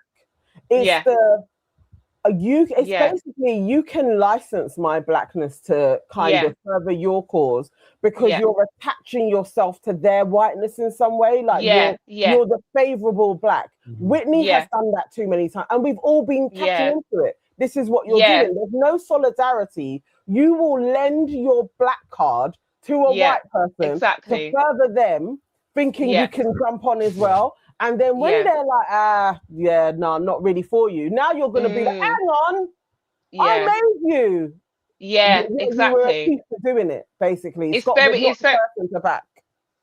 very problematic. And the whole, the fact that you kept on this friendship, it was never friendship. Scott had you there as a placeholder. You know, he was never romantically interested in you, but he was quite happy to have you there because it aligned with his fan base. Yeah. And gave him that popularity. Now he has Leanne, who he is physically attracted to. He doesn't need Whitney because Leanne provides everything that Leanne provided to Scott in terms of the friendship side and more because of the romantical side. So now Whitney doesn't serve a purpose. He's quite happy to throw away the friendship and not stick up for Whitney in terms of the abuse and whatever, as he has done in the past. When she had her problems with Locken, and Whitney did allude to Yamen sticking up for her all the time, unlike, and I think that she was alluding to the inside thing situation, and that people were probably DMing Locken to leave Whitney, and he pretty much listened to it, unlike what Yamen is receiving DMs saying that he should leave Whitney. So I do, regardless of whether the Yamen is genuine or not, I am glad that he has been able to provide that validation and support and a safe space for Whitney, unlike these other people like Scott and Locken, where they're quite happy to throw it back, in your face. The problem is though, is that if at some point down the line, this all continues and it snowballs, and then Yamen is like, do you know what? This isn't for me. Peaceful man, I'm out. Then he still then looks like the bad guy. She will be like, he can't handle me. He's not supporting me. But have you looked at yourself and been like, how did I change? Did I change enough? Sort of thing. It's like it's not fair to expect another person to be party to your bullshit and enable your bullshit when you're not even willing to be like, actually, I need to curb this a little bit. Yeah. Like it's not serving me. It's not serving us. These are this is the growing up that I hope that she does that inner work. I hope so, because I mean it's nice to see Yamen and Whitney Snapchats. They're clearly having a nice time together. And to be quite honest with you, I feel like it's more interesting and fun to watch than what I've seen of Leanne and Scott. If Leanne and Scott are happy, great. But to be honest with you, I'd rather a guy like Yamen over Scott any day. Most definitely. To me, he seems very selfish. He seems very selfish. It's all about him. Come and meet my family. Literally, all he did was shake Leanne's dad's hand when he was picking her up. That was it. It's like Leanne allows him to lead all the time. It's always about him. Oh, she needs to come and see my family in Wales. But what about the acceptance from her family? There's none of that. It's like she's quite happy to just, forget who she is and then just, ride the waves of Scott, and completely leave everything else behind. And it's very problematic. It reminds me a bit of an abusive relationship where people isolate themselves, and lock them off from their family and stuff. Yes, I think she needs to watch herself. I wish her the best of luck, but it's it doesn't sit well with me how she has been behaving in a lot of situations that I've seen. But yeah, good luck to them. And lastly, with Tyrique, he very problematic as well. Just a clout chaser to the extreme. And he don't hide it. That's his job. That's his job. That's what he's doing. And exactly. I don't think it's genuine with Sammy. And I think he did overstep the mark. If she's exclusive with Ciaran, I didn't really feel like it was his place to start sending her flowers. And also Sammy messed up by not telling Ciaran about the flowers because you were exclusive, So it is shady from her point of view. And he's using her for clout. She just won the show. And he's trying to push this rap career and streaming. That's all it is. It's just publicity. I saw how he was on the Love Island Games with Justine and KK, pretending, that he was vaguely interested. And it just seems to me that the only one that he was ever truly had feelings for is Ella, and it clearly doesn't seem to be reciprocated. She seems to have moved on. Whatever he did to Ella, like, she needs to tell us what he did. Firstly, but I'm glad that she keeps a dignified silence as well. She's quite classy with it. And this whole thing, did you see the allegation? But what Mitch said on his Snapchat about how Whitney and Catherine had tried to FaceTime Scott while he was with Leanne. This was just after they came out of the island, out of the villa. So, and it seems as though Scott has told Mitch to delete the snap. So it wasn't on his snap, but it's on TikTok. People have recorded it, and it's on. What am I missing? Why is that a massive thing? If Whitney what happened? If they, I think it may just suggest a bit of disrespect, coming from Whitney and Catherine's behalf, because Scott's moved on. But I thought Catherine was his friend as well. But they had a romantic thing going on before, didn't they? Or like potentially. I don't know. In my book, this is a bit childish. But also, it's Mitch. Mitch is just full of shit as well. It seems to be true. It seems to be true because it seems as though Scott has told Mitch to delete the snap, but it hasn't been denied. So it seems a bit childish, but I think again it just shows that I don't really think that Whitney ever really rated Leanne too much, and I did clock that it could be Catherine. It could be because she wants Scott for Catherine, who is her more of a genuine friend, but I don't know.